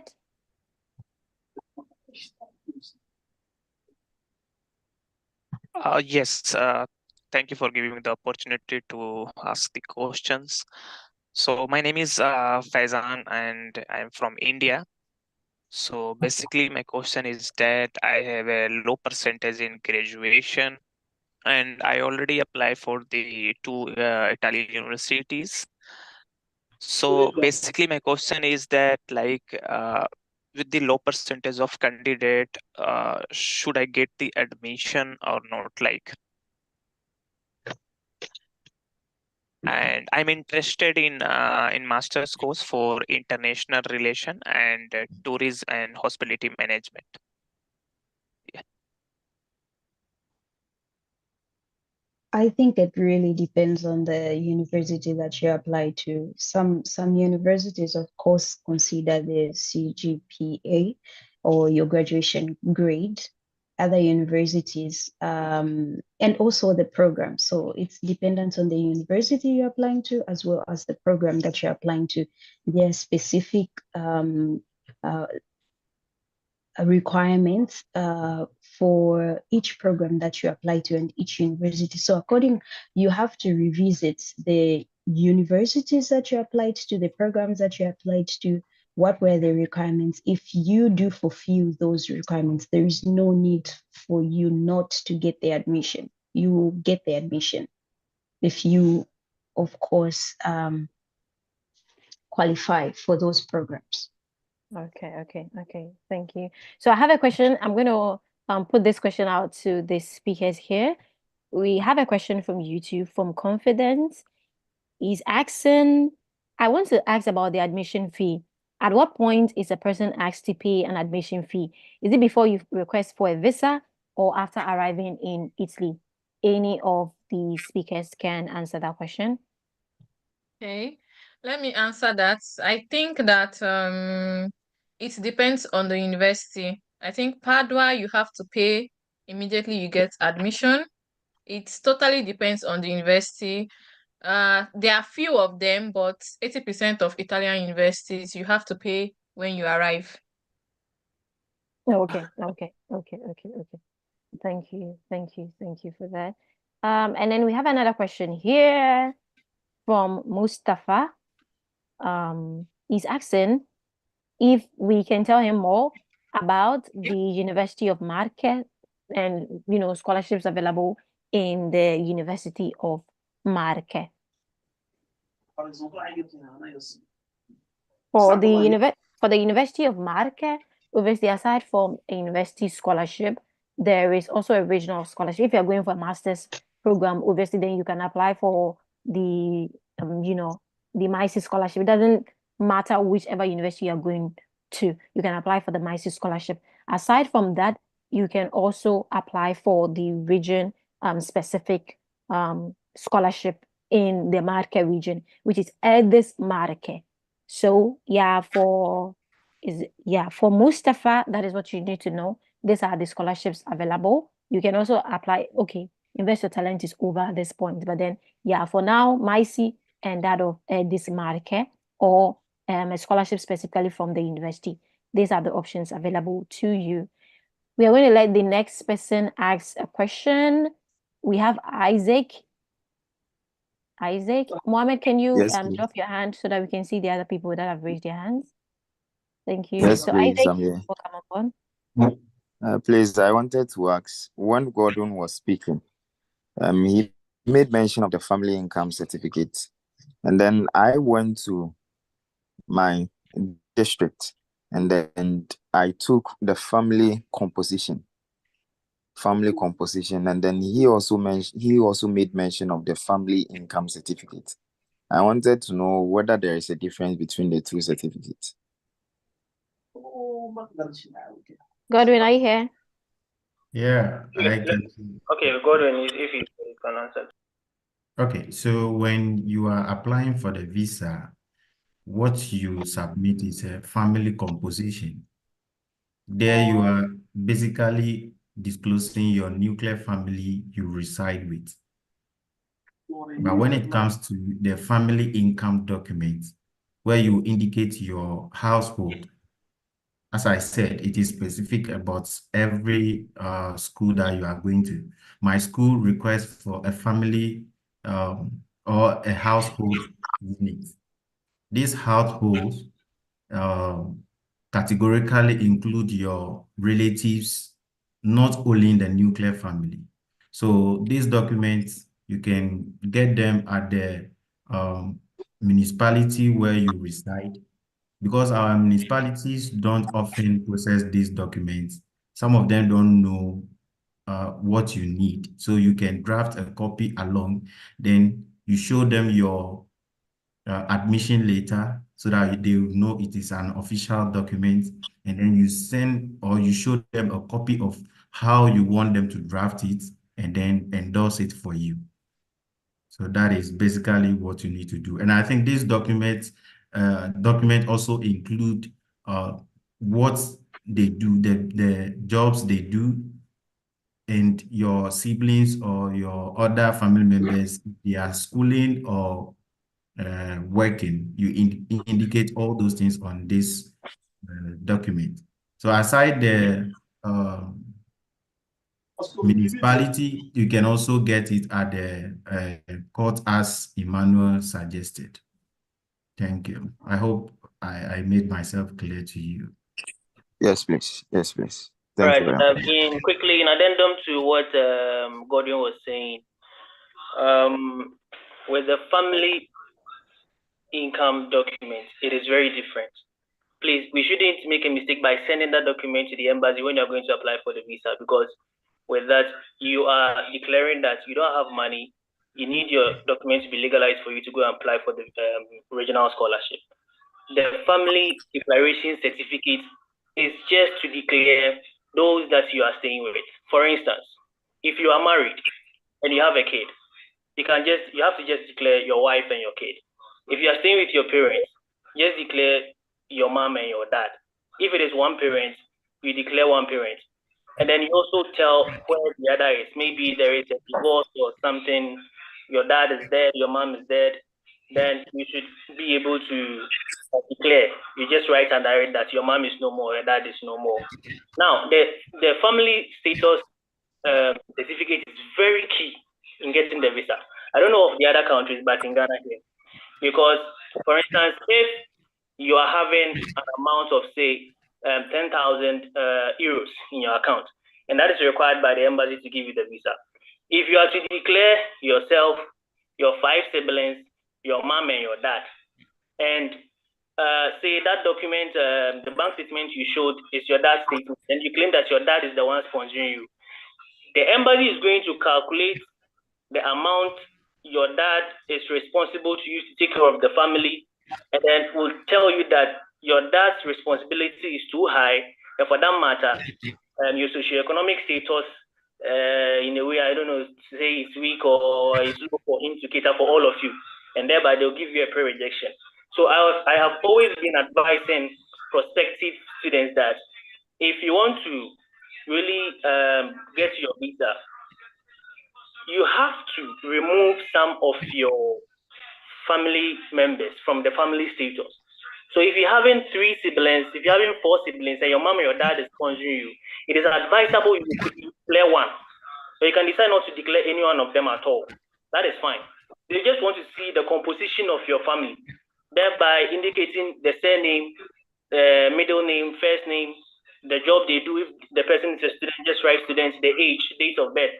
That is all. But then it has a direct reflection on the source of income, or the financial muscle or the financial strength of the family. So that one is very important. Thank you.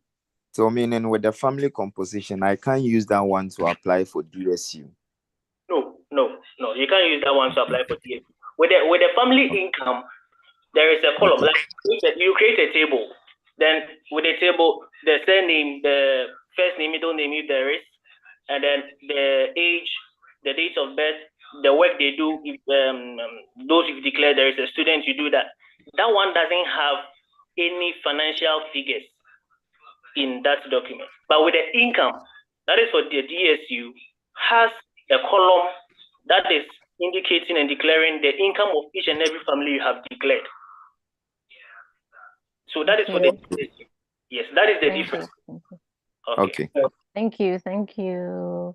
We've spoken much about that, and then there are samples also available. So do take time to also go through that so that we allow other people to also ask their questions.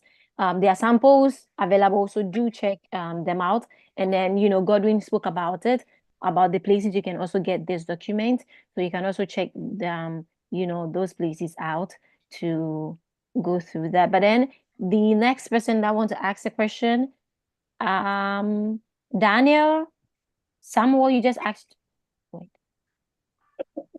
Daniel, yeah, can you speak? Hello, good evening. This is Daniel from Ethiopia. Thank you. My question is that it was a nice presentation, and my question is, does experience? Look,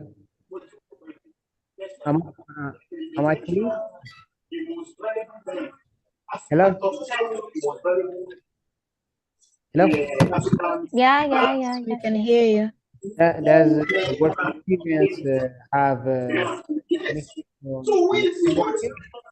because it's been about 10 years since I have graduated and graduate, and also I have a master's in 2023. So I was at work. So Wait, Daniel, wait. There seems to be noise from, I think, is it from your background? So if it's possible, probably you can write your question and then we'll ask it to the speakers, because I think there's noise from. Please, can we unmute our microphone? Wait, let me try. Yeah, I think the noise is coming from you, Daniel. So please kindly leave your question in the chat, and then we'll ask the speakers for you.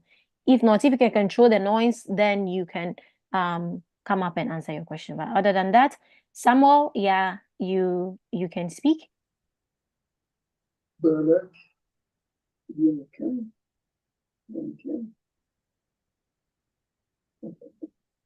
Samuel? انا الاخر شوف نقول لكم راح اوفيسيال راح نرجع للجزائر لو 25 جونفي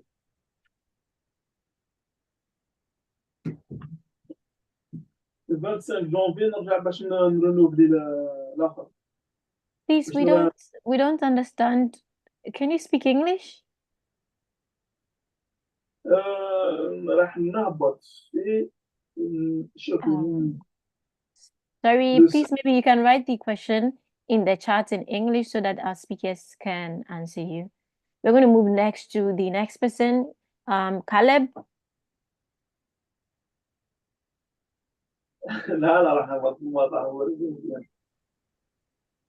Hello, everyone.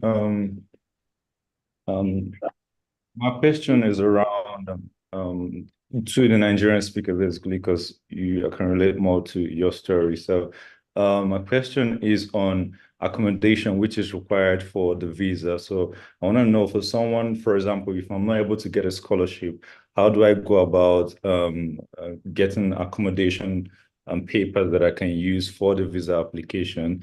Then my second question is on the family income document, which is required for scholarship. So how did you get that legalized? How did you get that authenticated? And how did you basically put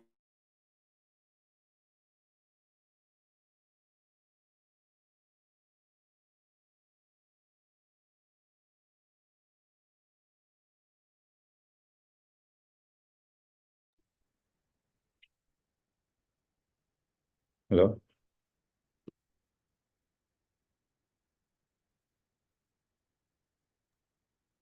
Yes, we've heard your question.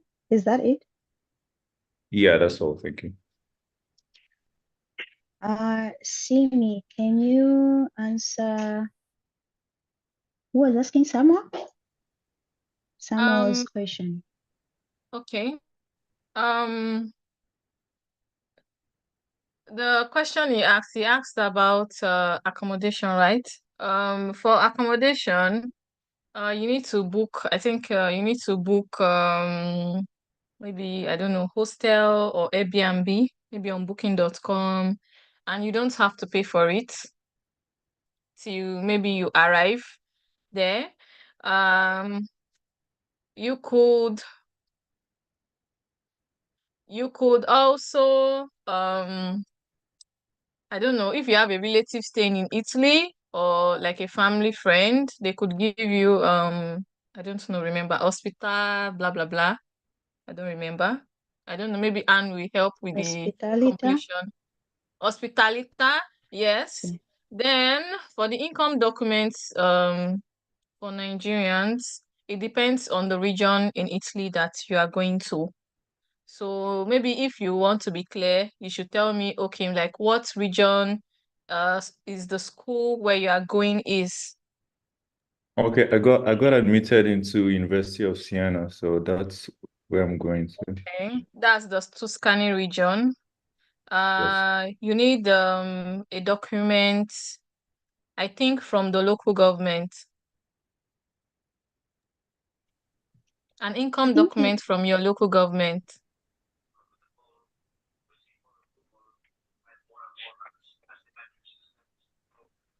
And you are muted. You are muted. Simi, you mean for the visa application? I think he was talking about accommodation. Is the person having admission at University of Siena?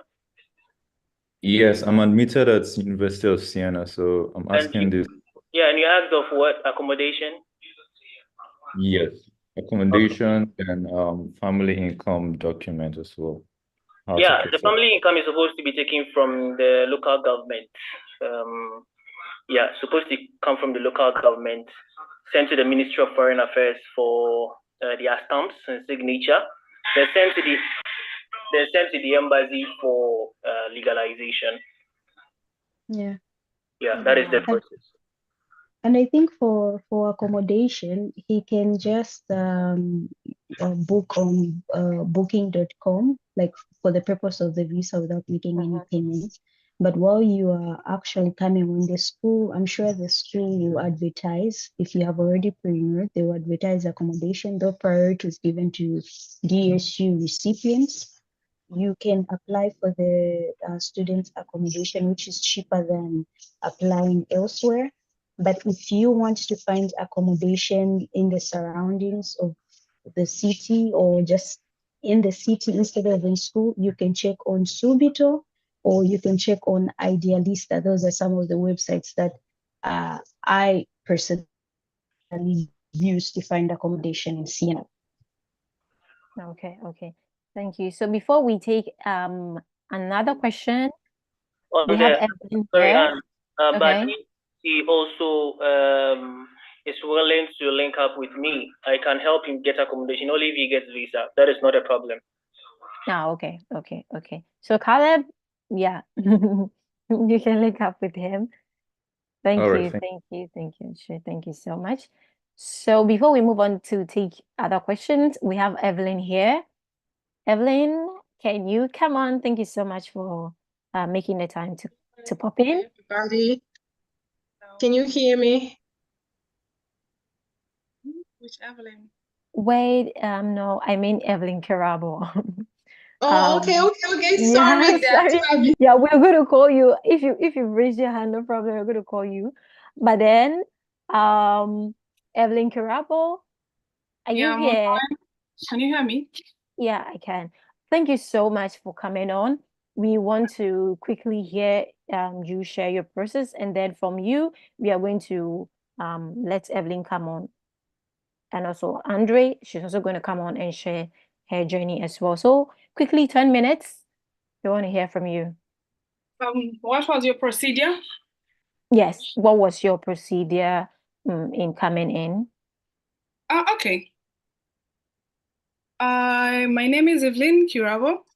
I'm trying to figure out this video thing, so probably I'm going to come on in a few minutes. I am an international student. I come from Uganda, and I have been studying in Italy since 2022. I applied to study here. And the first time, I think my first year in Italy, I paid all my bills from the tuition fees and accommodation fees and everything, all the things, expenses you can ever think about when you move to a new country. I was using my personal savings. And then in my second year, which is right now we are doing internship, so we are soon graduating. I got an Ergo scholarship after some time. Now I usually, the kind of Ergo scholarship documentation for people from Uganda is quite different. And I don't know, can you see me now? Yeah, we can see. Yeah, we can see you. You Okay. not told us about your university. I did what? You didn't tell us about your university. Why are you studying at? Okay, I study in Bologna. I study at the University of Bologna. And right now we are doing internship. So in the Emilia-Romagna region, we can get scholarships. So right now we have scholarships for Ergo, and then I am studying on scholarship, but still Ergo scholarship just really supports you somehow, and you have to foot the other bills related to your stay here in Italy. I don't know what other specific things you talked about earlier before I came online, so probably you can guide me. Yeah, so quickly share with us your visa process. So someone coming from Uganda who want to get you know, a guide on how to really go about it. So how was the process like for you? And then also being here and then requesting for the Ergo scholarship, how did you go about getting the documents? Okay, I have to apply for the visa process. Of course, you have to get the documentation that are coming from the university. I think they're called pre-enrollment documents. So the university usually sends them to the embassy. And when they're with the embassy, then you can initiate your process to start applying for the visa. And when they have that pre-enrollment document, then you can organize the other documents that they need. For example, your financial statement, which should have probably, I think, 540 euros per month. So if you're going to be like in Italy for 12 months, but it's usually 24 months, so you should multiply probably like 540 euros times 24 months. So that's the money that should be like on your financial statement. Then sometimes they ask you for documents that prove that you will go back to your home country after you study. So you look for something that really gives you like family ties back home. And then I think you usually have documents. So the Italian embassy usually asks us to have documents that are in English because our official language in Uganda is English. Then you can have the translated copies in Italian, and then you take them to the embassy. What usually happens is at the moment, there are very many visa rejections in Uganda for people who are coming from Burundi, who are coming from Rwanda. I also talked to some girls who are coming from Kenya. And high numbers of rejections, I think, that are coming from the East African region. So what people are really doing is they try to, when they are rejected, they go back. For my case, I wasn't rejected. And the day I went for my visa interview, actually, I went late because I was supposed to take my visa interview in October, but I was very busy and a lot of things happening. So I did my visa interview in November, and then they gave me my visa after 1 week, and I came here. But what happens for the very many people that were rejected, they could keep on applying like over and over again. I think like for 4 times, 5 times, 6 times, whatever times, number of times, until you meet their specifications. And I'm sorry, probably if they don't give you, but you just keep on trying. So for my case, I didn't try so much, but that was my process. And then for Ergo, to apply for the Ergo scholarship usually begins in September, November, December, that whole time usually. I think September, October is application process. Now I got my documents, the documents that are required in 2022. But since I hadn't yet gotten my visa, I couldn't apply in 2022. So to apply in 2023 for the year 2024 now, I already had the documents, so I just submitted them. The application process is fully in Italian, so it's sometimes very, very delicate for some people who do not speak Italian. and they usually have like CAF offices. I think I've heard of the CAF. I don't know what it is in full, but there are CAF offices. So I went there and I told them, I want you to help me apply for Ergo. They asked me if I have the documents for people who come from Uganda, because our documents are not the same general documents that everyone has from Ergo. And then I submitted those documents to them. And then they filled in these forms for me, everything online. And it's like a paid service. But when you get the Ergo scholarship, Ergo pays them, so you don't have to pay. When I went for it, it was free. But then I noticed when my scholarship fees are coming in, they deducted those amounts of the CAF, like what the CAF did for me. And yeah, probably that is it. So I used documents that I'd already made when I was back home. I think it's different because you have to, if it's 2024, you're applying for a scholarship that's going to carry 2023, 2024, you have to provide documents for 2022. So I think it will be different for someone who is already in Italy and they're interested in the document. In the scholarship, they'll have to get information for the previous year. I don't know how they'll do it. I already had the documents here. So if you're already here, I don't really know how to guide you on how to get those documents. And if there are any people who are coming from East Africa, our countries usually are termed like poor developing countries. So we don't usually have like very stable systems that you go to maybe the financial office or the financial ministry or something of that sort to get documents. So in that case, they usually waive the kind of documents that we're supposed to submit. And for us, what we submit is usually a letter from the embassy. In my country, when I went to the embassy and I asked them, can you write for me a letter that my income is not this, because they ask you for some specific amount of income, or if you don't come from a prestigious royal family. And I wasn't coming from any of those. So I told the embassy, can you write me that letter? And my embassy told me they cannot write me that later. I have to make like a statutory declaration. So you go with a lawyer and you make the statutory declaration. You declare your family unit, your family members, the incomes of the different family members in the nuclear family, probably like 5 people, 10 people. If your family has 10 people, sorry. But if you have like 3 people, 2 people, it's easier. So your mother, your father, your brother, your sisters, and then you declare their incomes, the jobs they have, pretty much family information, income information. You declare it to the lawyer, and we have an organization in Uganda. It's called the Uganda Registration Service Bureau.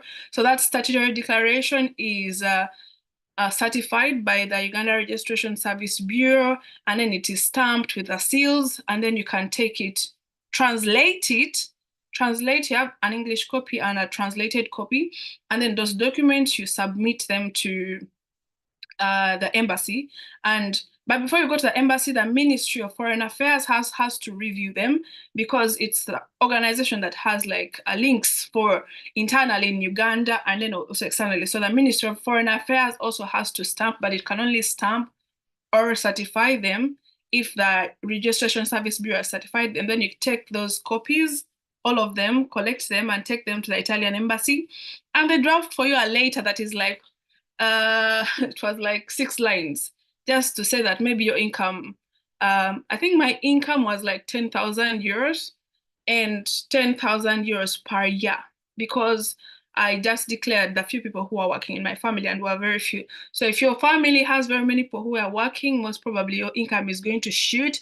And what I noticed on very many people here who are having the Ergo scholarships, their income could not exceed 10,000 euros. So people try to do their process in such a way that they don't shoot past 10,000, because when you're above 10,000, you limit the chances of getting accommodation, because with the Ergo scholarship, you can get accommodation if you are within the age range that they require. They have their own requirements. So they have an age range, they have your rankings, or they rank according to your age, your income, and some other things. So if you're from Uganda and you meet the requirements, most probably you'll be given the Ergo scholarship.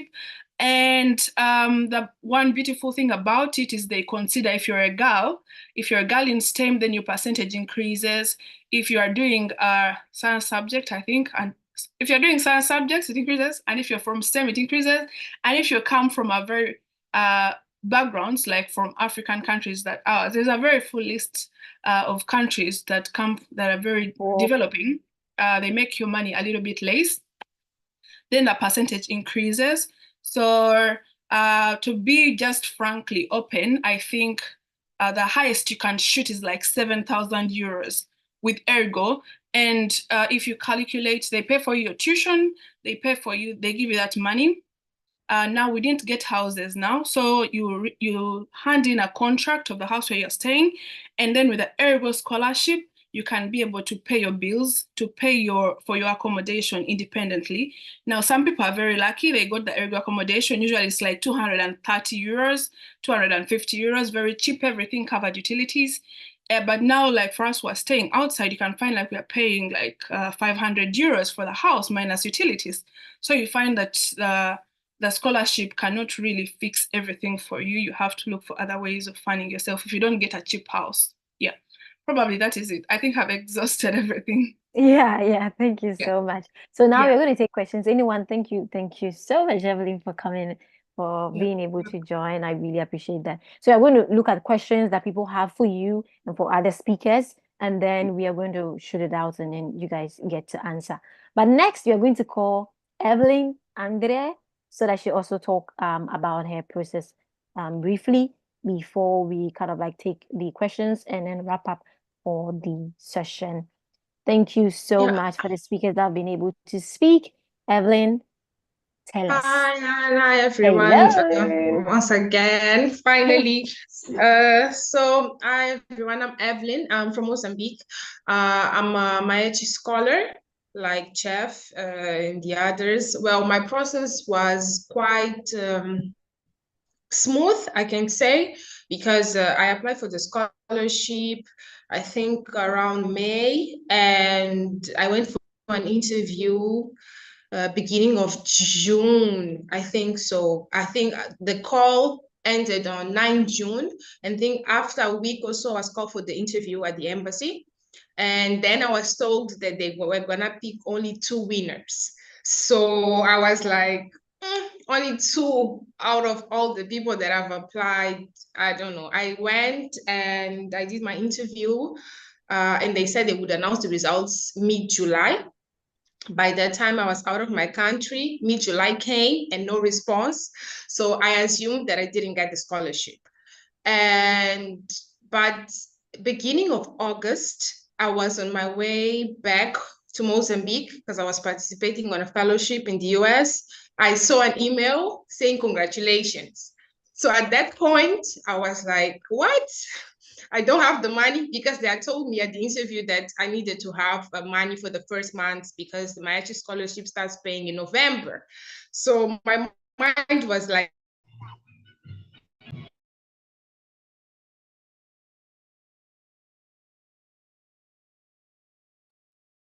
Evelyn, we lost you. I applied for the scholarship, so I didn't get it, right?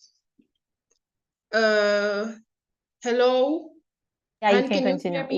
Yeah, we can. Yeah, now. sorry. So I messaged Anne, I told her what was going on, because by that time I was waiting for my admission as well. I had applied for University of Bologna, and they didn't get back to me on time, and the scholarship was asking for the admission letter. So I had to look quickly for another university, and most of the universities' applications were closed by the time. And I found another course. I found like environmental engineering at Marquis Polytechnic University. I applied, and I had to put a lot of pressure for them to give me my, my admission. And I was in constant communication with them because I had the scholarship, but I did not have the admission. So then there was the story of the DOV, because I studied in India and I'm in Mozambique. So when I went to the embassy, they told me they couldn't give me my DOV. I need to apply for DOV in India. And I spoke to Anne again. I was like, Anne, this thing is not working. It's not working. And then was like, try and check Simia. Simia was down. I was like, what? Simia is down. And it was something, but I managed to travel. Thank you, Anne, for your help through it all. I managed to travel. I think my proof of funds was just 3,000 or 4,000, something like that. And I'm here. So one thing I would say is watch the videos, because there are a lot of questions that you might have that, if you check Anne's YouTube channel, you're going to have a lot of clarification. I personally SIMI, for instance, I didn't check those videos. I was not aware of it because I was quite busy with other things. But most of the questions that you have, Anna's already answered on the YouTube channel. So my scholarship, I think Jeff mentioned already, like they give 900 euros monthly. No, for 9 months, monthly, yeah, for 9 months. And if you divide that, is around 600 and something euros per month. And then you have to get your accommodation and every other thing. So that's it basically. Thank you. If you have any questions, you can also reach out to me. Yeah, so before we go, I want to ask about if you've been able to get any student job. And any of like the speakers that spoke, have any of you been able to get a student job, be able to manage a student job with that of like, of your workload, your school workload? Oh no, in my case, I'm doing engineering, and here like my timetable is really crazy. Like this semester we close school at 6:30 p.m. like except for Mondays. The rest of the week I'm busy, and even when I'm not at university, I still have to study. We have a lot of projects. Like my university is intense. One of the things they told me when I arrived here, it was like, you're gonna study, you're gonna really study, and that's it. So I've not even tried to get a job or anything like that. But then so far with the stipends they are receiving, it's okay for you to, you're able to manage.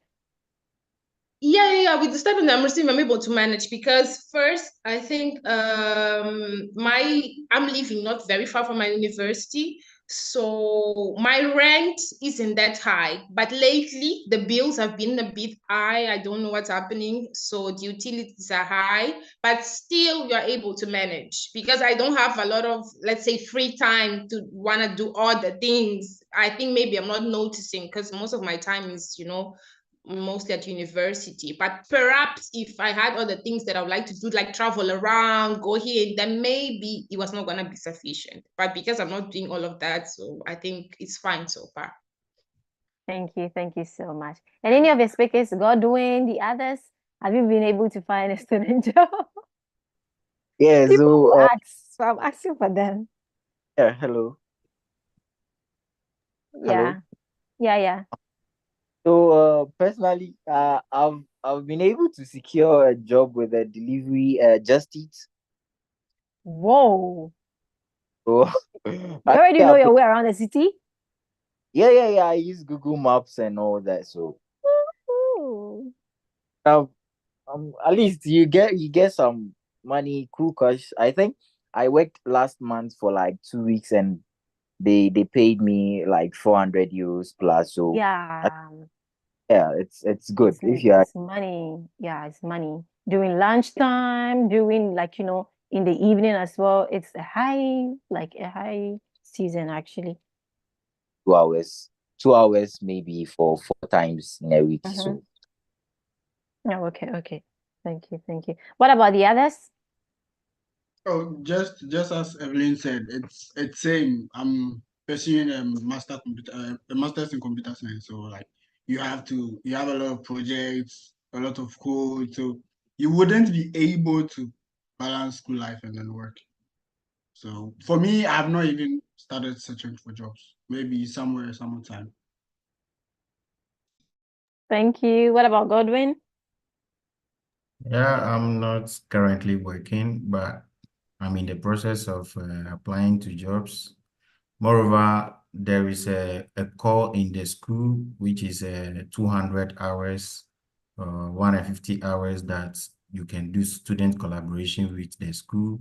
And I think you will be entitled to work in the library, the canteen, or any other place the school might assign you, and you'll be paid roughly 10 euros per hour. And I hope to be called for that as well. For that, okay. Yeah, they've Thank not you. given the results yet. Yet, okay. Thank you so much. Thank you. Yeah, so now it's just questions. And I can contribute for jobs. You can contribute. Yeah. Sorry. Yeah. So I study chemistry, to be precise, and I have done student jobs. One, there are jobs with restaurants where you can work on weekends. I used to work on Friday, I used to work on Saturday, I used to work on Sunday, and it is very tedious. Now, let me be honest. I used to work, I think, from 7 up to midnight and get a train back to Modena because I was not staying in Bologna. I used to work in Bologna. I get a train and then I go back to Bologna. So on Modena, then Saturday during the day, go to the library, study. Sunday, do the same, and then in the afternoon, go and work. In summer, we have openings for very many student jobs. I know Annie know about this very much so. Have jobs with very many restaurants. Now, Italy has very many hotels, very many restaurants, a lot of tourists. And in summer, I think I did a job in summer for 4 months, paid me intensively well. I think I was earning 1,800 euros. To me, it was very, very good money per month. And I did that from July, August, September, and a little bit, I think, a little bit of July, a little bit of October. And then we quit, because they usually open them. You go and work when it's tourist season in summer. Then after summer close, then you go back and do your studies and do your exams. And then when the semester is usually beginning in September and October, they open up for student jobs at the university where you are allowed to work for 150 hours with the University of Bologna. We have applied for that, but they have so far they usually take in different batches. So now they have taken in, I think, Italian students to work in the libraries. And then last year, they took in very many students to work in different laboratories and support the laboratory activities. And with the University of Bologna, it pays you 8 euros per hour. And then also, we have jobs that we usually take on. Forgive me, like sometimes when you come out here, you have to really do your best. I've seen students who do delivery work, whether you're a girl, whether you're a boy, they do delivery work with bicycles. I think, what's the name of that organization which allows people to do delivery? Just Eat. The other ones as well. There's Deliveroo, there's Just Eat. Very many delivery of them. I'm jobs. telling you. Just get an electric bike and then the big bag that warms the food, and then you drive around and I've seen girls do it. It's very hectic. Usually it's people from, I think, India, Pakistan, usually guys, and Italians. Guys are usually good at it. But us, girls, it's typically hard, but girls also do it. When you come here and you don't have money to pay your bills, you will get that bike and ride it and pay your bills. So you have to toughen up. I'm sorry if you don't have a scholarship, you have to toughen up and see your way throughout here. And if there are any students there out there who are thinking like, oh, I cannot do this, please, you can. And I'm done. Thank you. It's true. I know, Evelyn, you've explored several student jobs, and thank you so much for sharing that with us, because that's actually true. People, student job is something that every African student have thought about. They're like, can I be able to wear? It's going to be able to. Sorry, can I say something? Yeah. Okay. As what's the name of this lady? The lady in environmental engineering said, engineering is very difficult. And I think that personally, when I got here too, I think that the embassy knows the Italian system, the educational system, because the educational system is rigorous. I don't know, in Nigeria, I thought it was very crazy, but when I got here, it was very difficult. So combining a job, it's really difficult. And I think that for me, in my opinion, if you're on scholarship, if you get the regional scholarship, try your possible best to get it.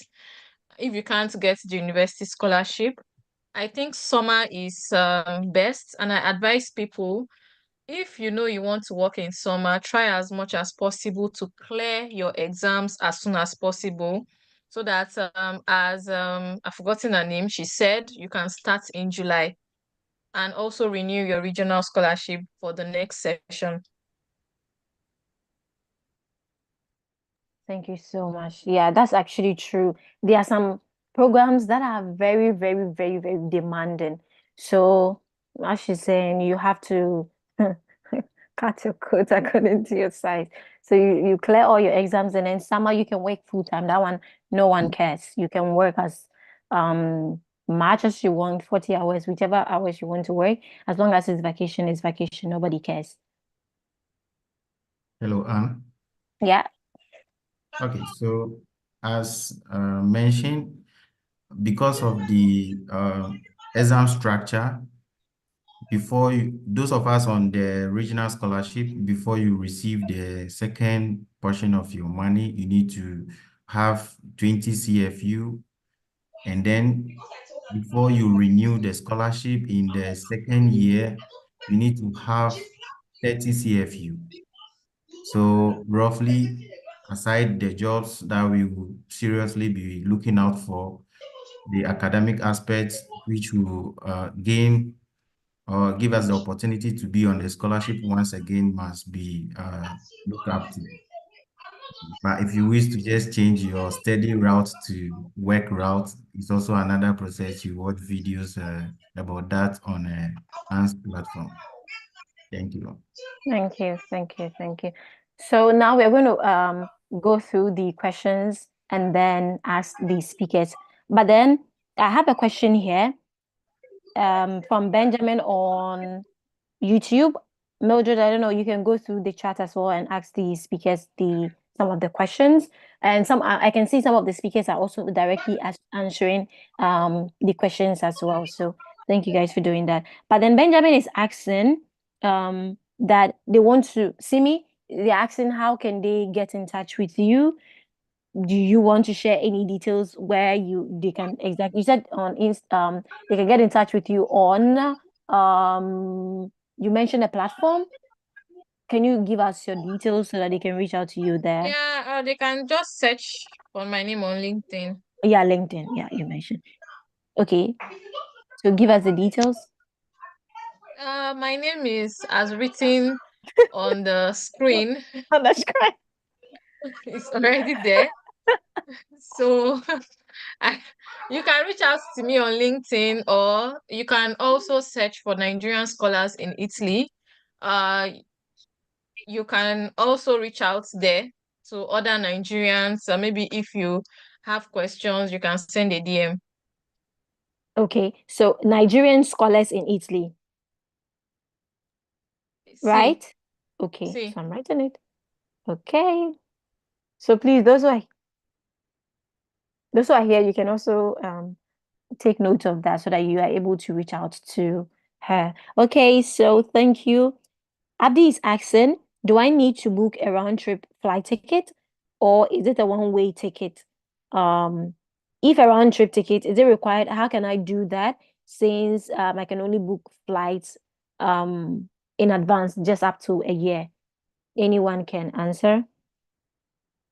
Yeah, concerning the flight, you have to book the round trip because you to tell the embassy that you would return after your schooling in Italy.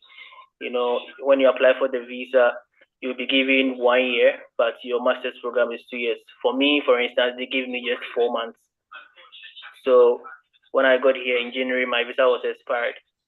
Okay, but then after applying for the visa, you just book for a one-way, not a round trip. So the round trip will just inform them that you would return. And normally it's within 1 year range because I think booking for a return trip, normally you wouldn't get any time range exceeding 1 year. And we should also be mindful that that is just a dummy flight ticket. It's not for you to genuinely book it. You just have to reserve the flight. So yes. Explain it for people because people are like, do I need to book a real ticket? You need to explain it a bit to them to help them understand. So yeah, so you shouldn't book it and pay.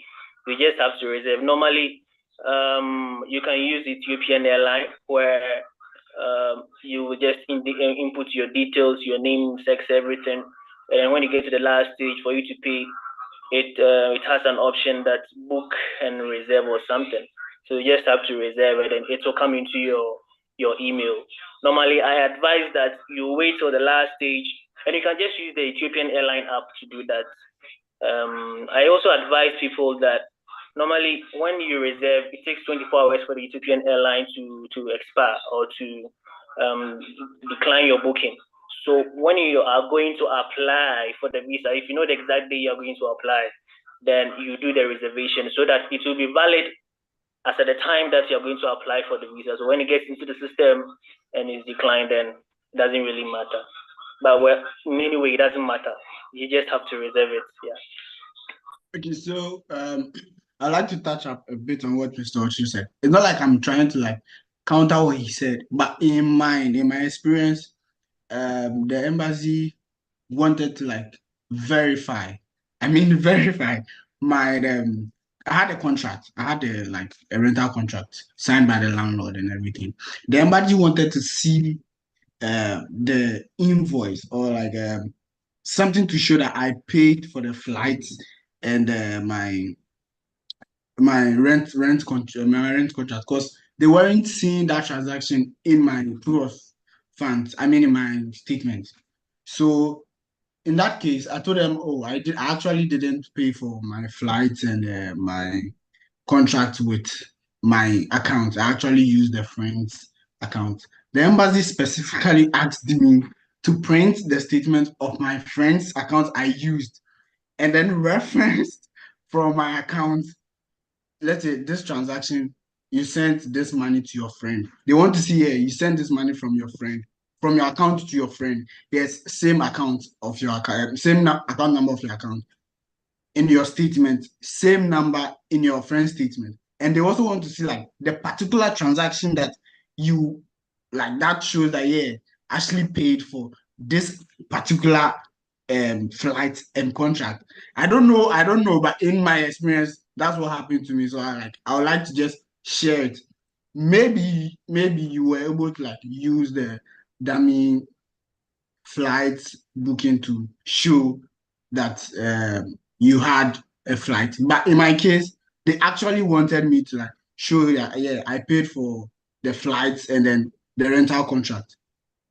And for my flight, it wasn't a return flight. I just used KLM. And I actually bought the ticket and paid for it fully so that they could like see that I actually like paid for my flights and same for my contract. So in my case, my experience was different, but maybe you also had like a different experience. So I just wanted to like share mine. Okay. Thank you. May I'm sure every airline. Sorry, Okay. may I know the year he came to Italy? I want to be sure. I came to Italy last year, last year November. Last year? Yes, last year November.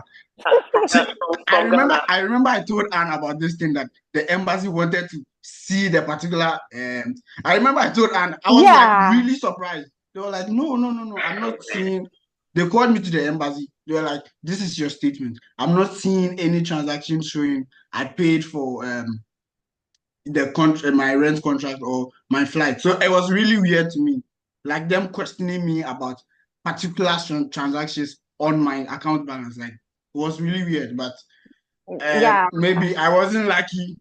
The visa experience is really because, always person to person. Yeah, it's weird because all the people that called me for guidance and everything, when I was in my process, I was also guiding other people. And all of them used the dummy flight ticket. I'm really surprised. Wow. Yeah, all of them. Maybe I just wasn't lucky. Okay, thank you guys. I had a question from Elizabeth, and I think it's going to go directly to Simi. She's asking how, like, with that of the documents for the regional scholarship, if she's going for Lazio, where does she actually need to go to for the, the documents, their family income document? Because speakers from Ghana, that of Uganda, they've shed light a lot. In Kenya, I've also shed light a lot about that. But then those from Nigeria, they want to know. Simi, do you have any idea about that? I know you're on a different scholarship, but then do you have any idea about, where to get the family income document? For the Lazio scholarship, Lazio Disco, I don't know if that's what it's called.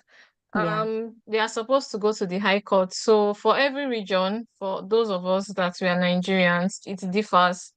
So sometimes it's better to read the call of the scholarship. Because for my region, it has its own peculiarity too.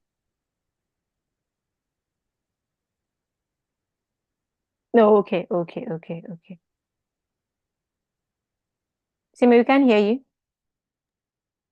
Can you hear me? Yeah, we can hear you now.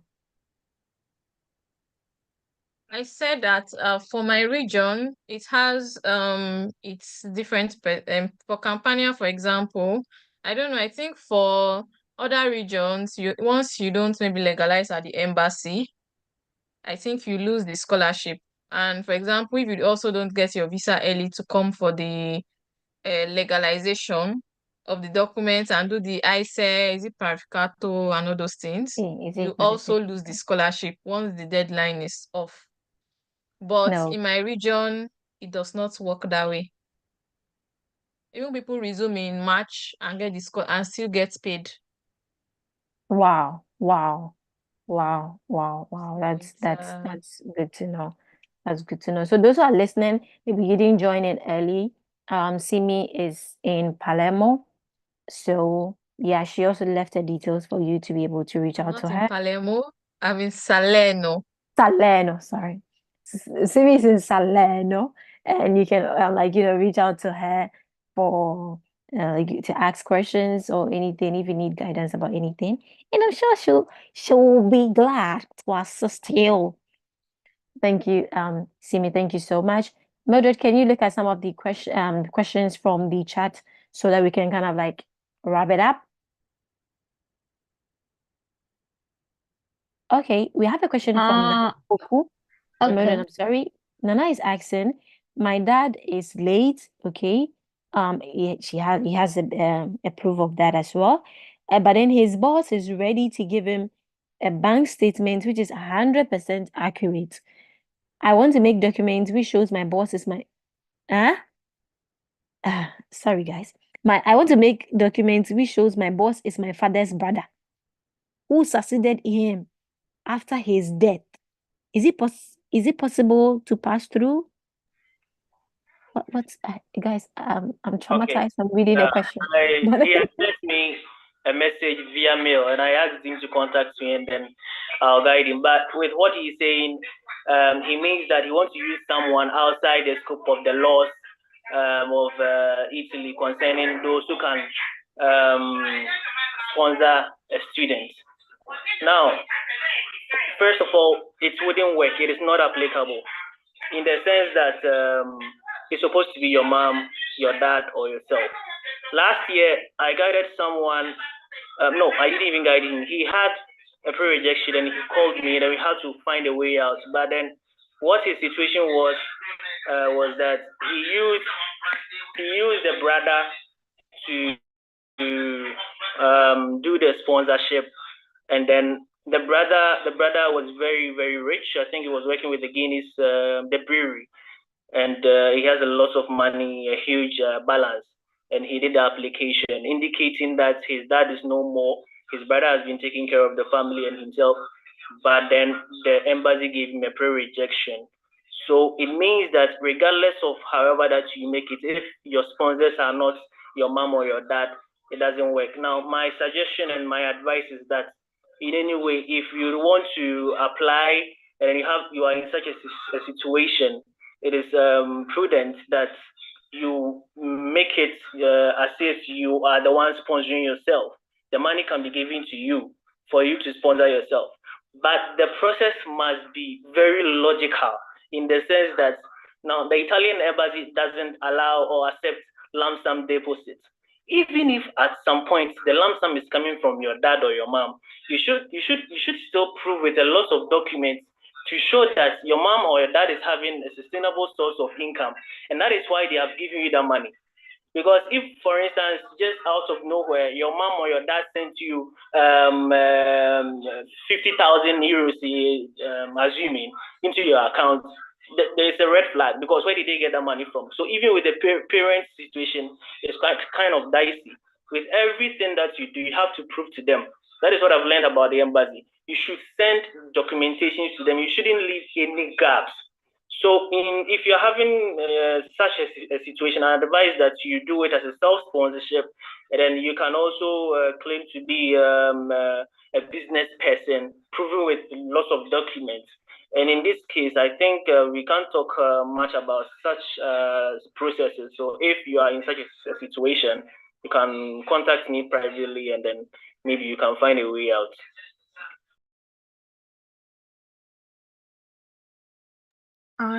Thank you so much. Okay, yeah, Evelyn, yeah, you can talk. I met a student who had an uncle. I don't know, he didn't explain so much about his parents though. And he had his uncle, and his uncle was sponsoring him. I think he was coming from either Ethiopia or Somalia, I don't remember. And what he did is they made a memorandum of understanding. So in this memorandum of understanding, the person declared their relations with this individual, and after declaring their relations, they affirmed that they're going to do the sponsorship for them.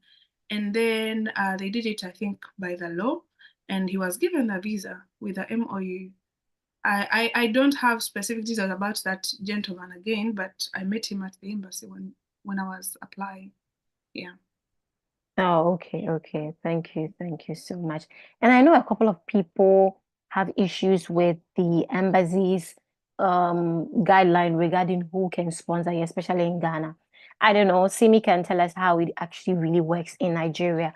But then in Ghana, Okay, yeah, it works the same way, but I wanted to say something because when cases like this occur, I like to be logical, and I like to tell people, put yourself in the situation of the visa officer.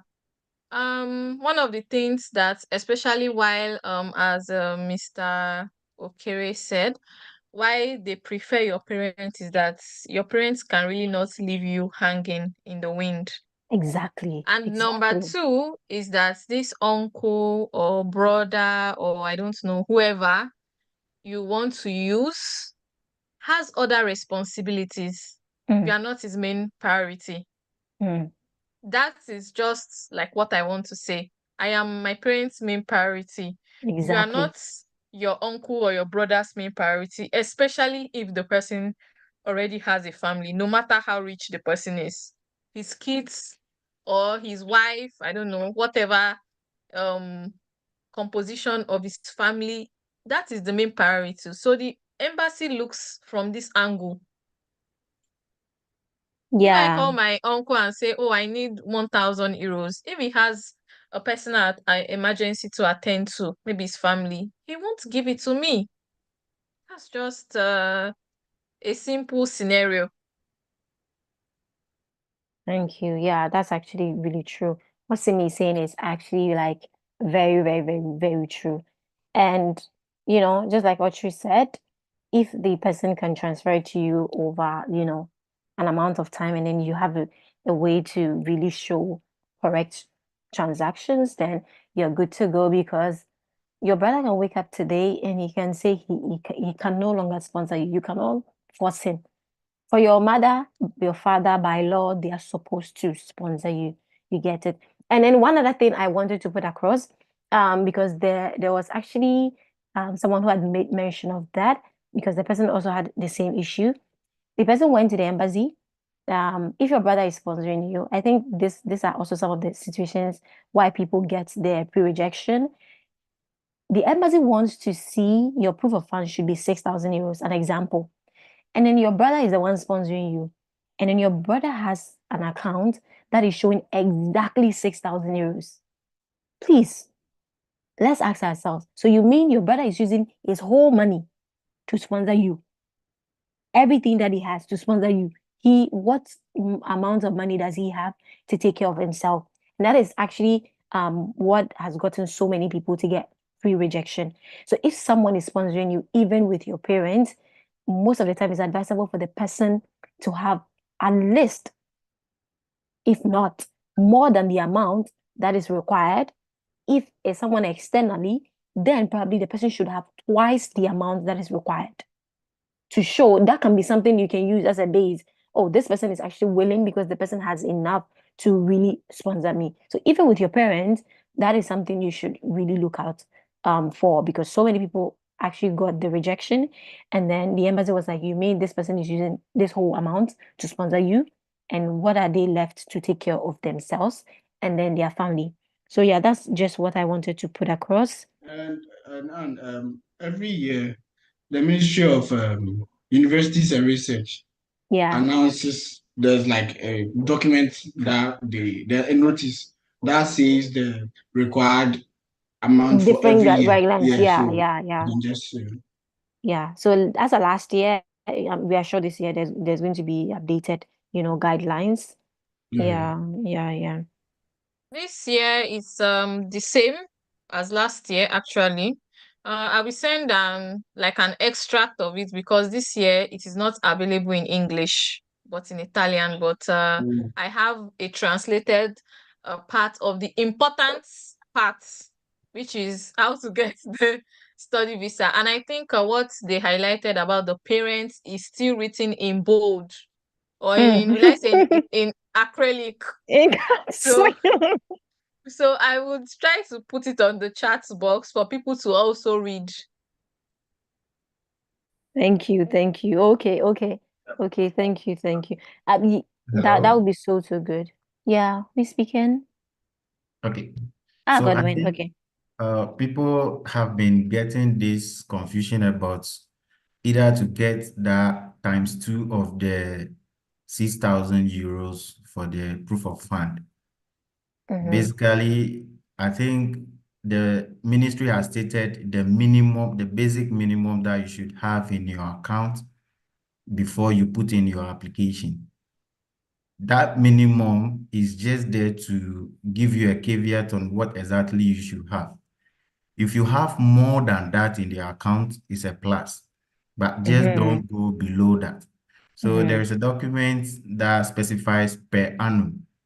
So when we hear per annum, I think it means every year you should have an amount equivalent to that. So people get it confused. Either they should get 12,000 or 6,000 in their account before they go in for the application. In my basic advice, I would say that you should work towards the 12,000 to assure the embassy that you can afford your education. But if for any reason you are not able to meet that 12,000, with the minimum they require from you, you should get it before you put in your application, and I think you add a prayer. And I also agree with what Godwin is saying. You can provide, like, let's say the 12,000, you work towards the 12,000 euros. But let's say in a case you don't have the 12,000 euros, you have to prove to the embassy that I can get the money. Even though I don't have the money now, I can get the money as I go, like as I progress. Because with the study permit, we do it every year. So it's not like you would need to hoard the money. Even if you don't get it, try as much to prove to the embassy that yes, I can get the money. Although I have just maybe a year or a little bit above a year's like expense. Thank you so much. Thank you so much. So Mildred, are there other questions in the chat? Yeah, I think earlier on a couple of people raised their hands. Finally, we'll take a few more questions and then we'll wrap it up. Thank you guys so much for coming on. Thank you, Simi. Thank you, Jeff. Thank you, Audrey. Thank you, Evelyn. Thank you so much. Thank you so much. Thank you to my two Evelyns. Thank you so much. Thank you, Robert. I'm just so grateful for each and every one of you for being able to come on. Someone asked me in my DM that, Mr. Archer, does the Italian embassy really scrutinize your bank statement? And I was just smiling. Yes, the Italian embassy is one of the stubborn embassies I'm telling you. I've ever witnessed. One of the most stubborn embassies. Now, after everything, all my scholarship and everything, I was once my class teaching and I had a call from the embassy. And this is one of the experiences I forgot to say. And the first question was, is this person? I said, yes. What visa have you applied? And I made mention of the visa. And they just mentioned, who is this person? And I was surprised because that person was my cousin. And I never remember mentioning her in any of my documents. So I was quite puzzled. And I was like, naturally, I told them, oh, she's my cousin. And the visa officer told me, okay, where is the person? I said the person is in Ghana. And the visa, it was a lady. She said, okay, you have made a payment on behalf of this person of an amount of like 3,000 euros equivalent.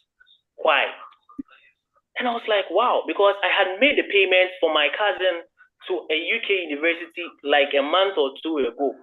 All right. So it appears that the embassy, the visa officers they don't just look at the bank statement. They read the bank statement. They read it. So you can't just pick up any bank statement and go and show it to them that this is my source of funds, and so give me the visa. It is not applicable. So please, we must be very careful with the bank statement we send to the Italian embassy. Oh yeah, Otren, what Otren is saying is very true. Sorry to cut you, actually. Like what he said now, it made me remember. Also, the Italian embassy, because in Nigeria, when they do your legalization, they always have this pencil that they hold in their hands. If you do proof of funds, especially for Nigerians, forget it. They would know. They would check every single page, even if you submit an encyclopedia to them. And if your bank statement is fake, just know that, I don't know, Nigerians will say, background. I don't know. Just know that your documents will be forwarded to is it anti-fraud or I don't know, crime units of whatever country. So don't try the Italian embassy, because a lot of people used to say, will they check? They will check every single thing. Everything. Oh, and you know when Simi said this, I've been to for my visa, my second time I was applying for the visa, I went to the embassy for like 4 times. I think on the 10th time, they put my statement in front of me, and then they had a highlighter. I saw in my statement, I was seeing some green lines. Then they asked me, I've seen this 3,000 in your account. The person who deposited is Adorable Ashley. Who's Adorable Ashley? I said, my sister. Why is your sister sending me you the money? I was like, oh, my sister is also one of my nuclear family, so she's also supporting my study journey. At that time, I was also working, so you could see I was being paid into that same account. But they were like, "Oh, why is my sister supporting me?" I was like, "She's my sister, so she's helping me embark on my educational journey." They were like, "Don't I think after they've given me the visa, I'll send the money back to them?" I was like, "Oh no." It's not like I'm going to send the money back from them, because in my statement you can see it's not like once or twice she's put money into my account. So for the your statement, they read everything. And I was also telling Audrey about the case where they said I've shown them a rental contract and my flight, what shows that I was the one that paid for it. They check all those stuff, because in the case where they find the transaction for my rent payment and my flight, I don't think they'll ask me to go print my friend's bank statement to prove that yes, I actually paid for that. So for the statement, they check every single comma, every single food stop. They check everything. Thank you so much. Thank you guys so much. So anyone that is on that wants to ask a question, you can raise your hand, and then we'll bring the meeting to a wrap. Raise your hand and then you ask the question, and then I'm looking through the comments to ask the speakers some of the questions you guys have left, and then we'll bring this meeting to a wrap. Thank you guys so much. So someone is asking, I'm reading from the comments. I think who is from Lowford. Okay. He's asking, what would you recommend as the appropriate time to make a visa application for those starting in August or September 2024? Roughly how long does it take to get a response on the visa application? It's applying from Kenya. Kenya. Evelyn, Mildred? Anne, I think, how long does it take for someone to apply for the visa? No, when should they apply? Time? No, what's the appropriate time to make the application? And then how long does it roughly take to get a response? I think if you have all the documents ready now, it's best that you start the application. But if you are waiting for you to get your scholarship, which is like maybe the DSU scholarship, if you're applying for it in July, then you have to wait up until July for you to apply for your visa. But you need to collect your documents in the meantime. So check the list for the visa application. What are the requirements? Start gathering those documents, put them in order, apply for the scholarship, and immediately you are done with the scholarship application and you get a feedback. Then you can just directly go to the embassy, the Italian embassy in Kenya, and apply for the visa. If you're coming on self-sponsorship, then you can just start the application process like as of yesterday. So I think it will really depend.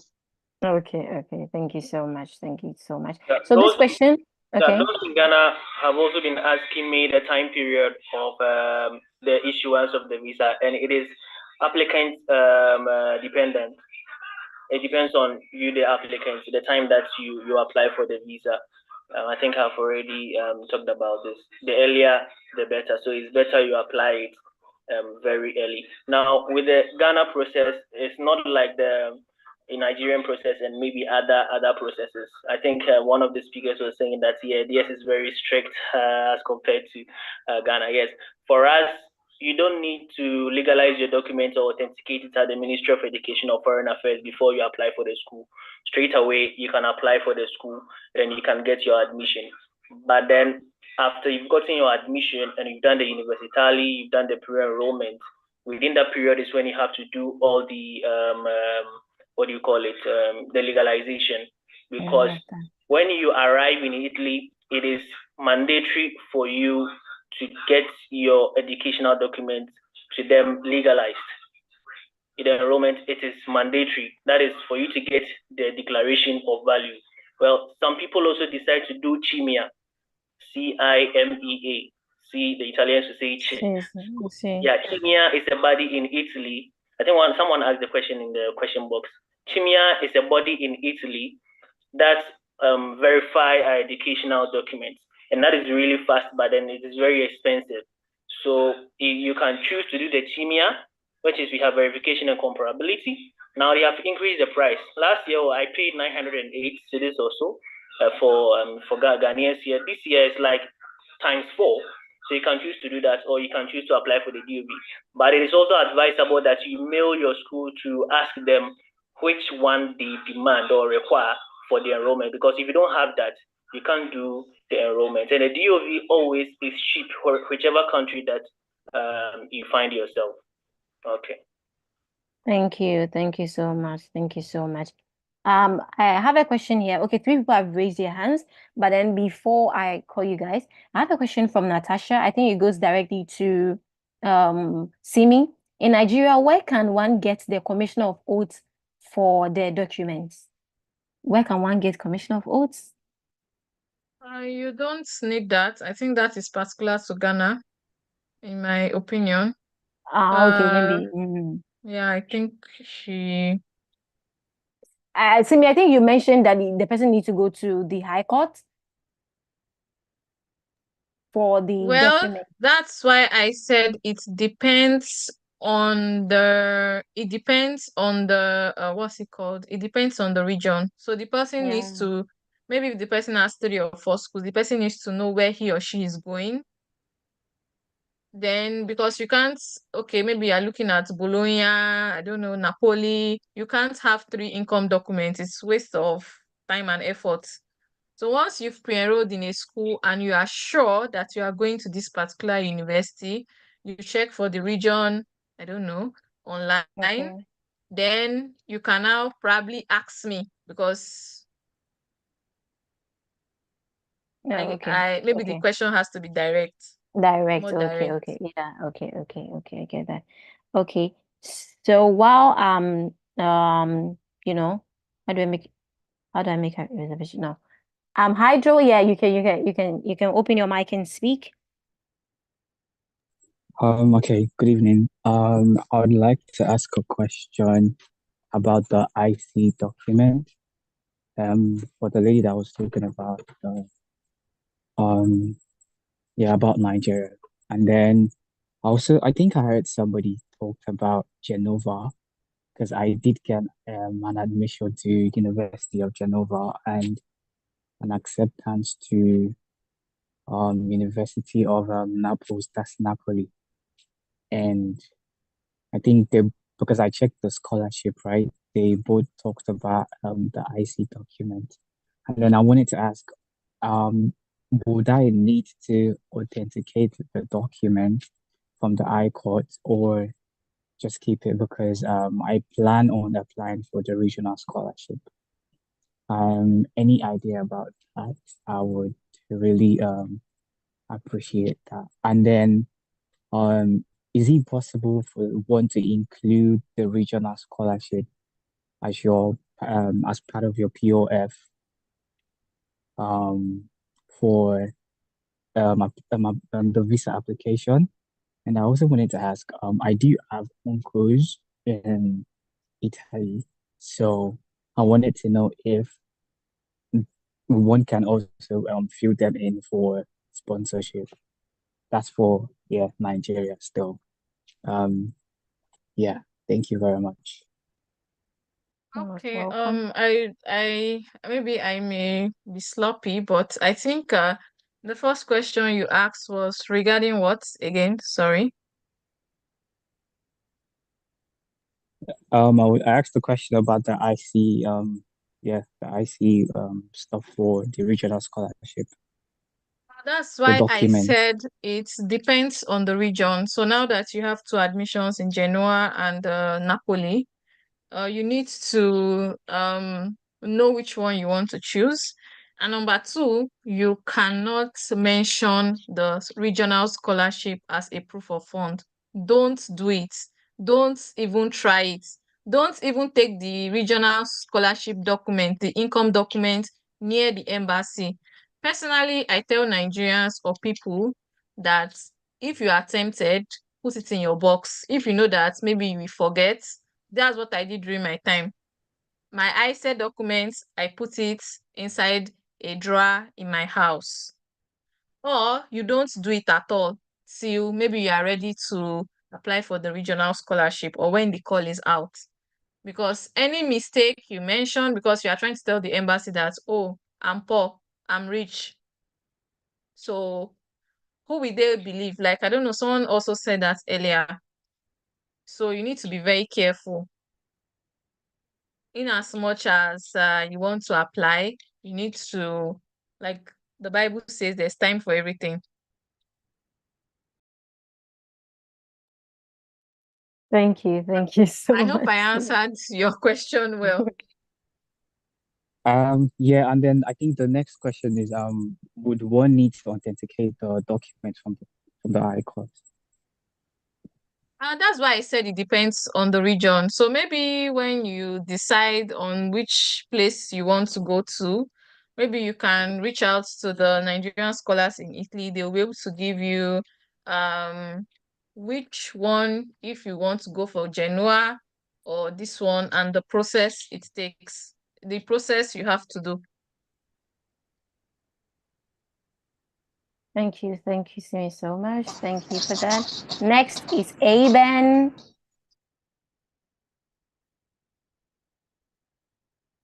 Aben.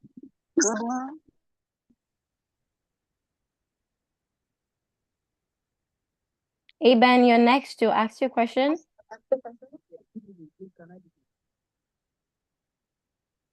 Natasha, come up and speak. Aben is not speaking, so Natasha, you can Hello, speak. can you hear me?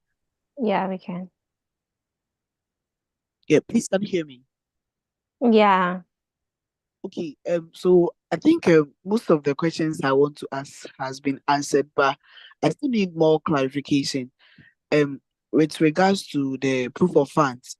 So I've lost my dad, okay, and personally I'm not also working.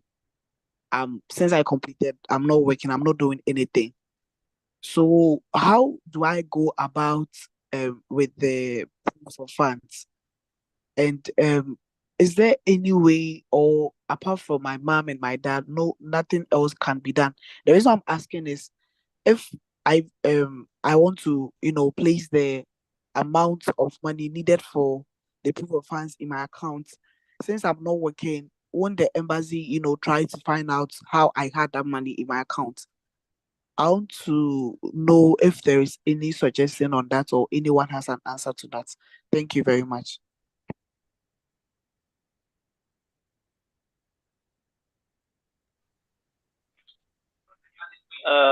If I get you clear, you don't have the sponsor within the brackets of your mom or your dad, right? Yes. Hello?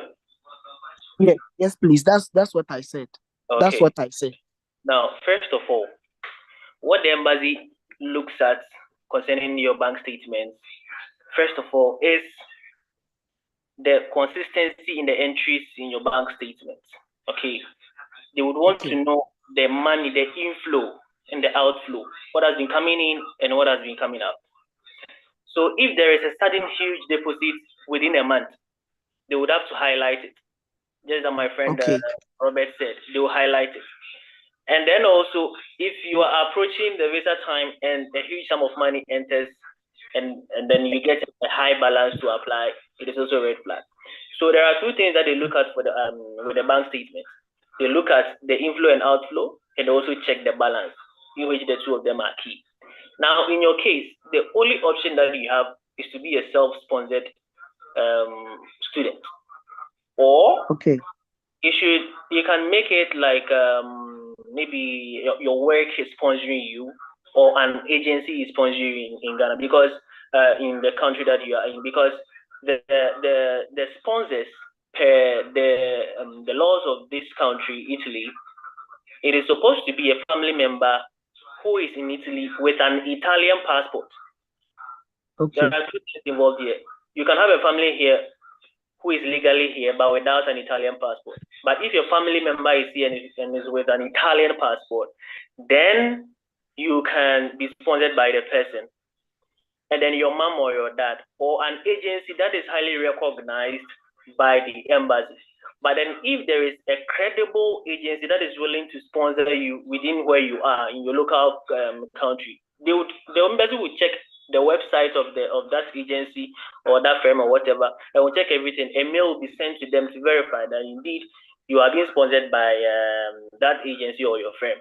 Then you can have your way through. Other than that, then you have to be a self-sponsor. But looking at the time frame now, in Ghana, they will open for the visa application in June. And so you need to get a 6-month bank statement as well. At what point in time are you going to build your account in order to get the required inflow and then outflow, and then even subsequently to get the balance? It is going to be quite hectic for you. All right, so I don't know, but you can find a way out to do it as I have explained. Sorry, if I may ask, what course did you study? Or what course do you intend to go for? If that's maybe the right question. Okay, I studied political science here in Ghana, and I'm going to. I can't hear you. Okay, please, can you hear me now?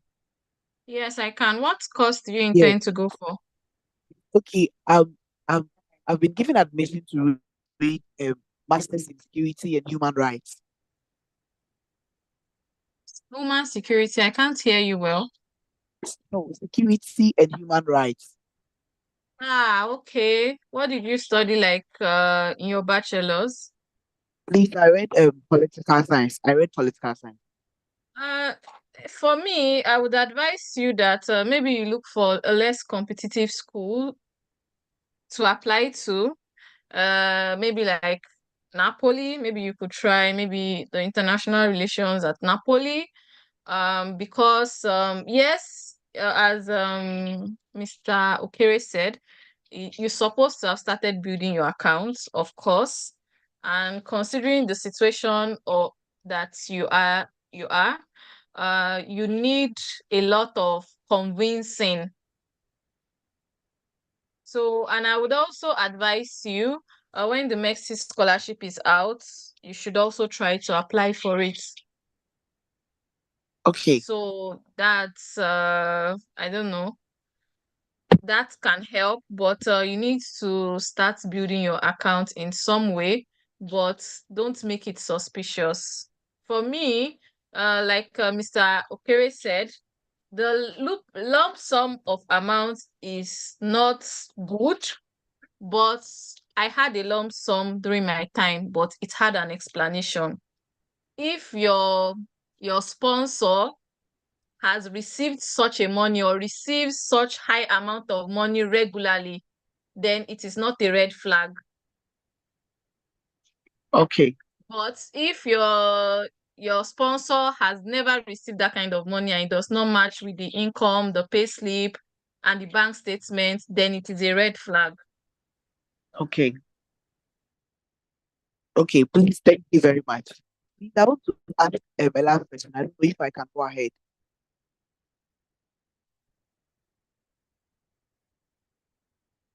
Yeah, go ahead. Okay, sir, please, I'm asking, must you have the same surname with the person? Let's say someone wants to sponsor you. Let's say, must you have the same surname with the person sponsoring you? I mean, in the case of your dad, must he bear the same surname?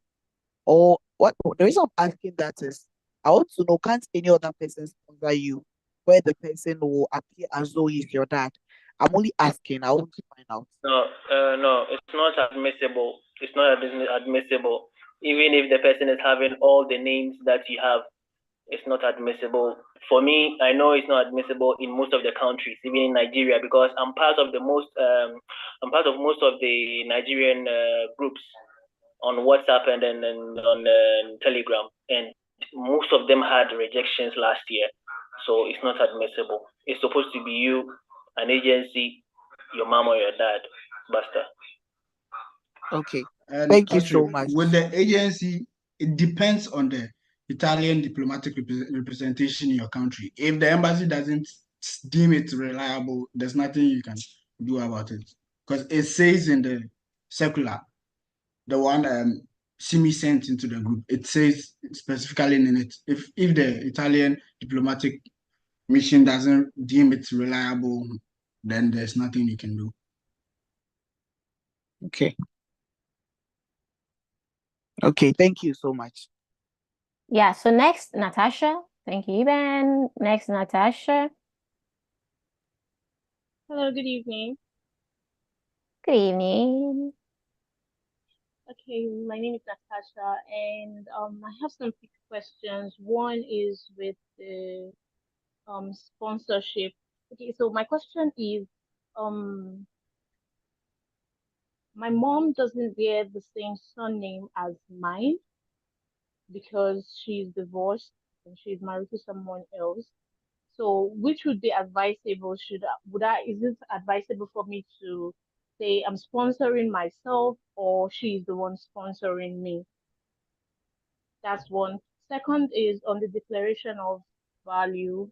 Okay, so I'm planning to apply to the University of Uganda, and I checked the site and I saw that part of the requirement is I have to have DOV or SIMI. So I want to ask, do I need to submit that when I am applying for the admission or after I've been given an admission to the school? Okay, so Natasha, on your family status, you would have your mom's name, you have your name, and it will also state on and also on your birth certificate. Birth certificate, yeah. Yes, your mom's name will be there. So it wouldn't be a problem if your mom's name is different from your name now. Okay, so yeah, on my birth certificate, my mom's name is there, but the surname that is there is not the surname she's carrying now. That's what I'm saying. So Okay, she got due to married, what yes. cause? So she got married. There will be a marriage certificate. So you should also maybe attach that to your documents to prove the change in your mom's name. Okay, that's our new marriage certificate for the change of surname. Yeah. Sorry, I also want to say something because I don't know, maybe in Ghana it is done, but when we apply for visa in Nigeria, there's always like a letter of sponsorship.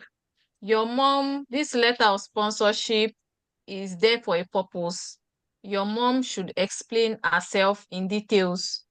Oh, this year in 2012, I got married to so person. This is my child from this, so that they would know, because there's no interview except they have few clarifications when they call you.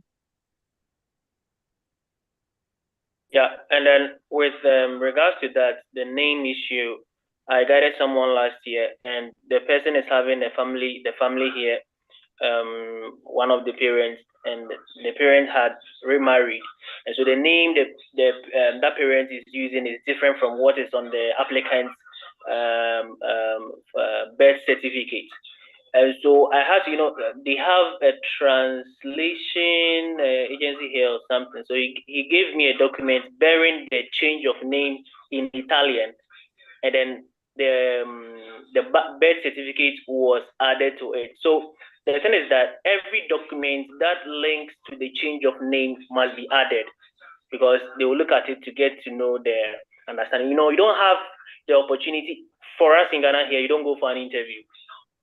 It's just straight application. So it is the linked documents that will explain things better to the visa officer to know why the change of name. Okay, thank you. Thank Okay, you. what if I want to sponsor myself? If I say I'm going to be sponsoring myself, the bank statement which I'll be using to apply for my visa, which I'll be submitting, I want to understand the inflow and the outflow aspect of the funds. Does it mean that because my mom sends me money into the same account every month, there's a huge sum of amount that is being sent into my account. Does it mean that she can't send let me say like the 12,000 euros once into my account, or she has to send it bit by bit every month?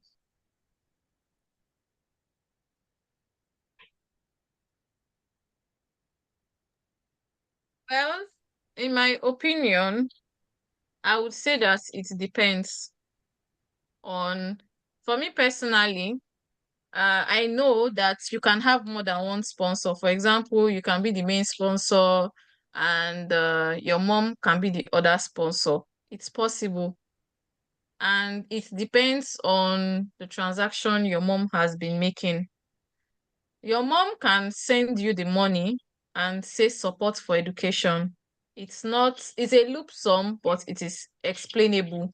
But it is advisable not to have that in your account. So maybe the splitting may be better. So that's why I said everyone is different. Everybody has a different case in this visa application. So we are not the same. So you can use your discretion.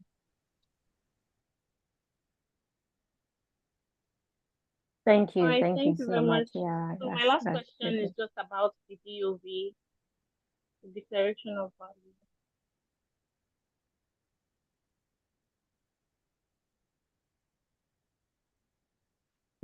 Okay, yeah. So you asked whether you needed a DOV for the Yeah, process. yes, the admission when I'm applying for the admission or after I've been given an admission. No, you need DOV after you've gotten admission, unless they specifically stated otherwise, because you said you're going to Udin, right? Yes. Yeah, unless they are stated specifically different, because some universities do have different guidelines.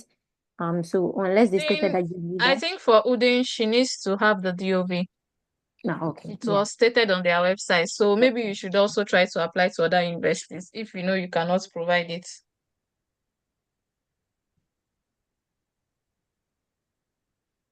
Okay, thank you very much. Oh, okay, thank you.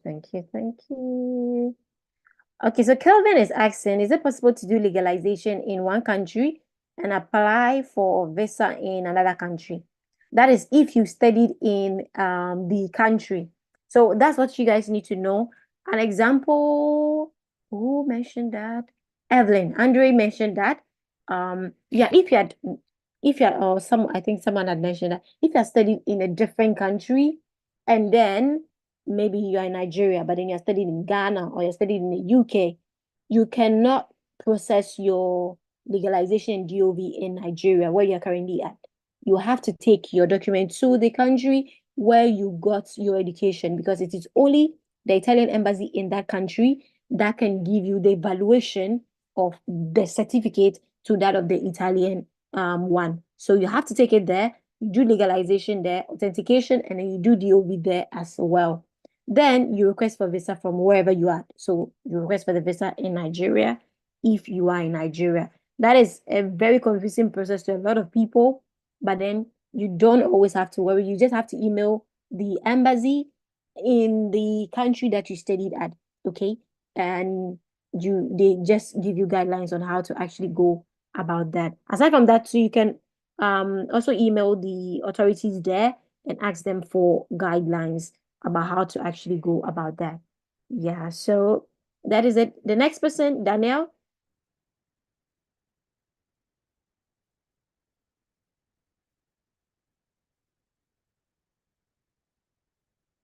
Can you hear me? Yeah, we can. Okay, thank you. My question is that I'm Daniel from Ethiopia. I have a master's degree in MBA, and is it possible to have another master's degree, second master's degree in Italy? This is my first question, because I spend much of my time, almost about 10 years in work, so I want to apply for another master's degree. So is it possible? This is my first question. And second is that what about the commissioner of oaths in Ethiopia? How does it work, the commissioner of oaths in Ethiopia? How is it? And my third question is that what about English proficiency? English proficiency. I have a Duolingo English test, so does it have effect in Italy? So these are my three questions. Thank you. Okay, so thank you. You finished your master's and you finished your bachelor's 10 years ago, right? But then you have a different master's and then you are going for a different master's. From what I've seen, I remember there was a student that had the same issue. I think hers was way back, but then she also had another master's. I emailed, I think there were 2 universities that had a program, and then they were like, as long as it's most of the let me say the restrictions has to do with bachelors from universities that I've seen. But then for her, she was going for a second master's. I emailed them. They were like, there was no, I think it was Trento and one other university. They were like, there was no problem with that. So basically, if I will always suggest to you, you can reach out to them. You go to the specific department that is offering your program. You email them. I sent the like details of the student. He graduated this year, that year, he got a master's this year, and he applied for the program. They were like, yeah, why not? As long as she meet the requirements regarding grades and everything, she can apply. So that is what I did for that particular student. So yeah, you can also do same, and I don't think that will particularly be a problem. Then on your next question, Commissioner of Oaths, I think that's the thing in Ghana. I don't know if the same is in Ethiopia. What process do you want to do that you need the Commissioner of Oaths? Probably if you say that, someone from Ethiopia can answer directly which authority you have to go to. Because an example, those of us from Ghana, maybe they went to the Commissioner of Oaths. It doesn't mean necessarily you need to go to the Commissioner of Oaths for the same process that they did. Maybe you might have to go to a different authority. So if you specify the particular process or what you want to do, maybe someone else can tell you the particular authority that you have to go to. Because Simi also mentioned that in Nigeria, she's not sure that is something that is available to them, I think. Yeah, and then what was your third question? Your third question was about work. Proficiency, English proficiency. My third question was about... Sincerely, it's only on Casino's website that I've seen them mention Duolingo, that they accept Duolingo. I've not seen on other sites, sincerely to me. As long as you have English language document from your university where you did your bachelor's or even that of your master's, you can use that during the application process. But then for Duolingo, I'm not sure that's a ship that you can ship in most universities. But I think Okay. other speakers can also. Final question. Okay. Can I sponsor myself? I'm a government employee, so can I sponsor myself? Yes, as long as you have the funds to sponsor yourself and then you have proof to show that source of funds. You have to show your employment letter and then also all other details that the embassy is going to require. As long as you have that available, you can sponsor yourself. Okay, thank you. You're most welcome. We have next Ade Daniel. Ade Daniel.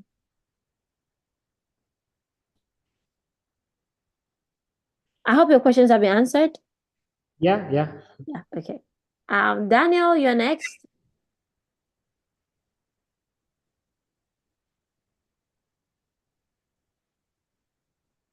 Okay, if Daniel is not here, Oluwaseun Ojo, you're next. Hi, good evening. Good evening. All right, can you hear me? Okay, great. So my question is around visa processing, right? Hello, So, sorry, I was trying to promote myself. Please, are they Daniel speaking? Daniel, don't worry. Ojo is already speaking. Let her finish. Then you take the floor, okay? Okay.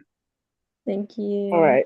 So my question is on some of my documents, I have like discrepancies with my name, right? Like let's say on my passport, it's middle name, first name, last name, but they didn't allow me to change that on the passport because I wanted to change it when I renewed. So which is different from my birth certificate. And on my school certificate, they left out the middle name, right? Because I already have an admission, but I'm wondering about visa process. And I already have this one affidavit from the court addressing that. So do I need any other documents to back it up, or is that fine? Simi, would you want to answer that? Okay. That is very, I don't know what to say. It's very dicey, or will I say it's very complicated. Maybe you should reach out to the embassy, maybe with another email to maybe have clarification on this matter, because according to some people, the embassy does not collect affidavits anymore. So maybe the embassy would be able to give you more details, maybe on what you can do, because I had a similar problem, but the embassy gave me also, yes, they rejected my affidavits. They gave me a solution. So I think before your legalization, maybe on Monday, you could send them an email and explain yourself. So if maybe you have to change your passport, they will tell you. Because if it's your passport, I think it's changeable. But if it's like your academic certificates, like mine, which it's not changeable. So so that's why I said I think you should send an email to the embassy so they advise you on what to do. Okay, thank you. Thank you. So next is Adi Daniel. And then it's going to be a close. Daniel, come up. Okay, hello, good evening. Sorry. Good Can you hear me? evening. Yeah, we can. Okay. Yeah, my question is, my boss is genuinely willing to sponsor me. So I want to know what document do I need to get to back that up. Although I'm trying to let him know that I'm going to transfer the money to my account. So I want to know if that is okay, that is right, and what I need to do right on this. So thank you. Any speaker available to answer? Yeah, we have already answered this. I think time without number. Yeah. I recently talked about this, and I said it is not admissible. The embassy wouldn't accept it because with your boss, according to the laws of Italy, if you are coming as a student, your sponsors are to be yourself, your mom, or your dad. And so your boss can't be, even But the fact that he wants to send the money to you, no, it's not admissible, so it won't work.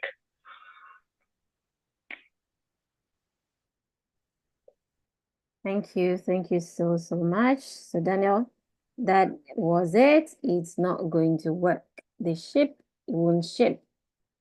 Thank you so much for coming on. Like it's it's been a while on here. I want to Let thank me add briefly. People have been asking about travel insurance.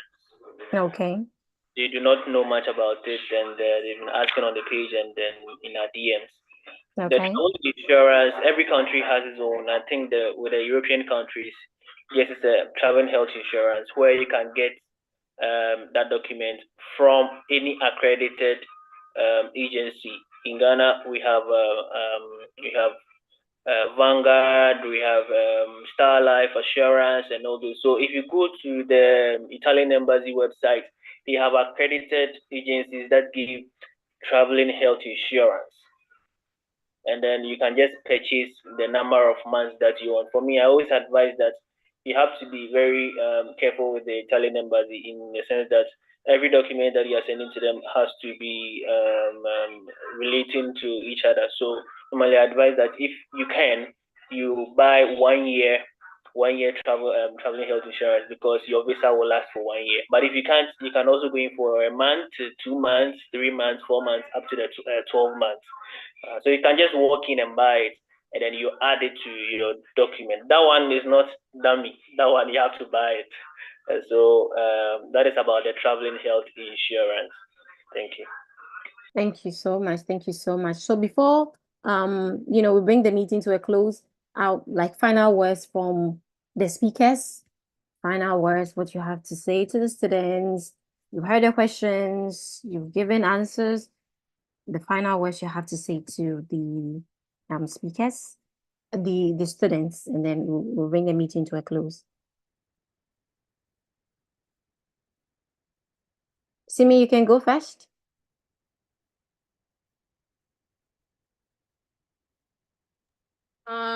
What I have to say is not much.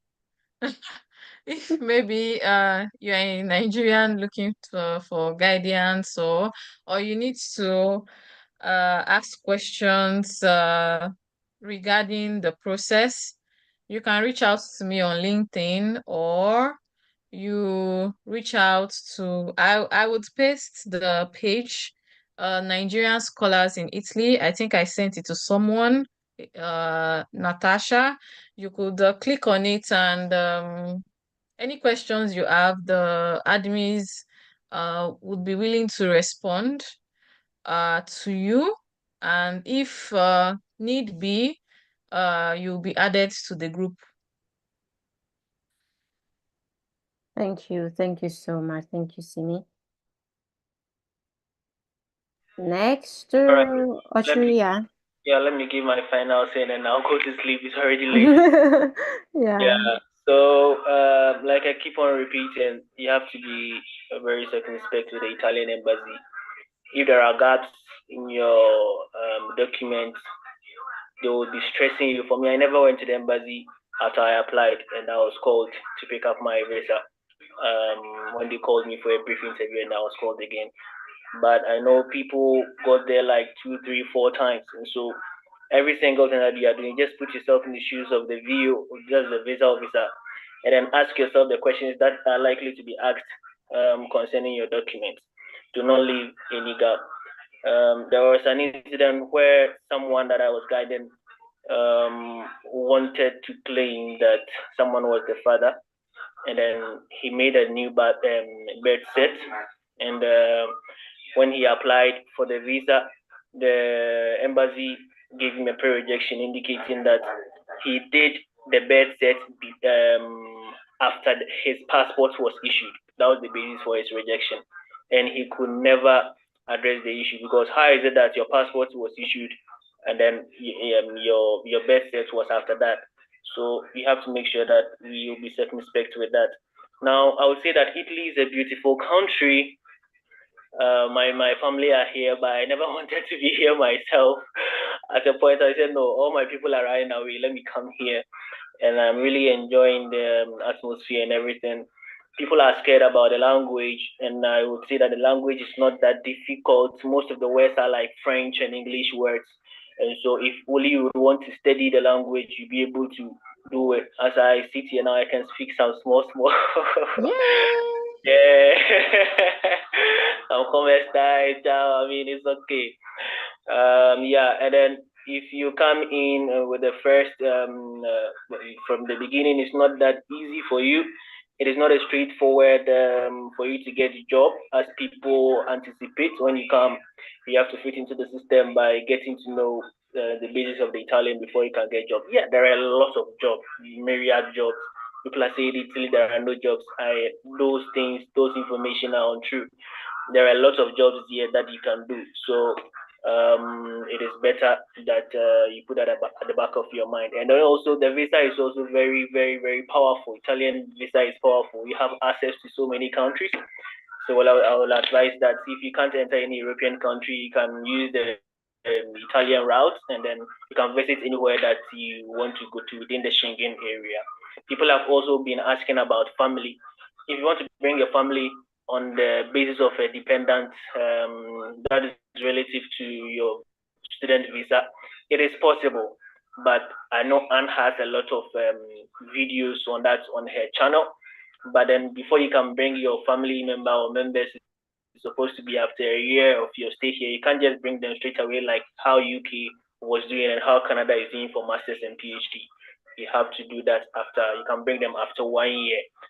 So that is that. I wish everyone the very best. I think I left my email. So if anyone has any clarification, the person can just email me. Yeah. We will talk. We will talk on WhatsApp and Telegram. I'm always available to answer to all the questions. Thank you very much for having me. Thank you so much. You guys should be coming separately on the channel, so don't worry. You will come, you give them all the details that they need. Thank you so much. Thank you so much. Godwin, you have something to say? This one, Thank you you look so like you are much. ready to sleep. Thank you so much for this opportunity, and it has been a lovely moment for us as a family, because when you start this process to travel as a student, you join a family like your university family you had in the previous years. I also like to use the opportunity to acknowledge or to be grateful to some few friends, especially these 3 people who were processing their visa, as at the time I was also looking for a job in Accra. That is Adovo Theodore McCaffrey, and then Jamashi Hope, and then Akbabla Edem. These few people, they were processing, 2 of their friends were processing their visa to travel, as I was also looking for a job and going for interviews. And I never had the plan to travel to Italy. But in the long end, when they introduced the Italian schools to me, the processes to take, I think one thing that worked for us is the teamwork, because already they were in Italy and I'm in Ghana, but the communication has been more than even being close together. Everything I need to ask them, because I am new to the system.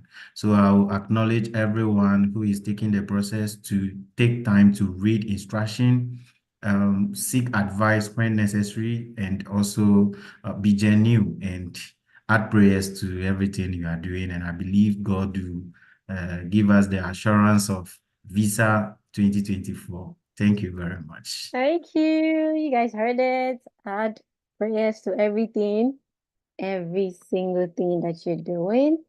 Ashley, you're next.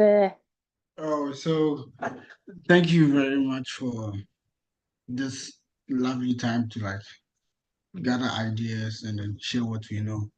I don't have much to say, but Italy is very beautiful.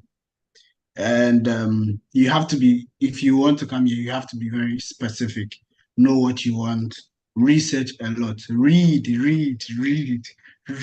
a lot of things here. You find them in notices, and if you don't read, you will definitely not know. So I wish people applying for their study visas all the best.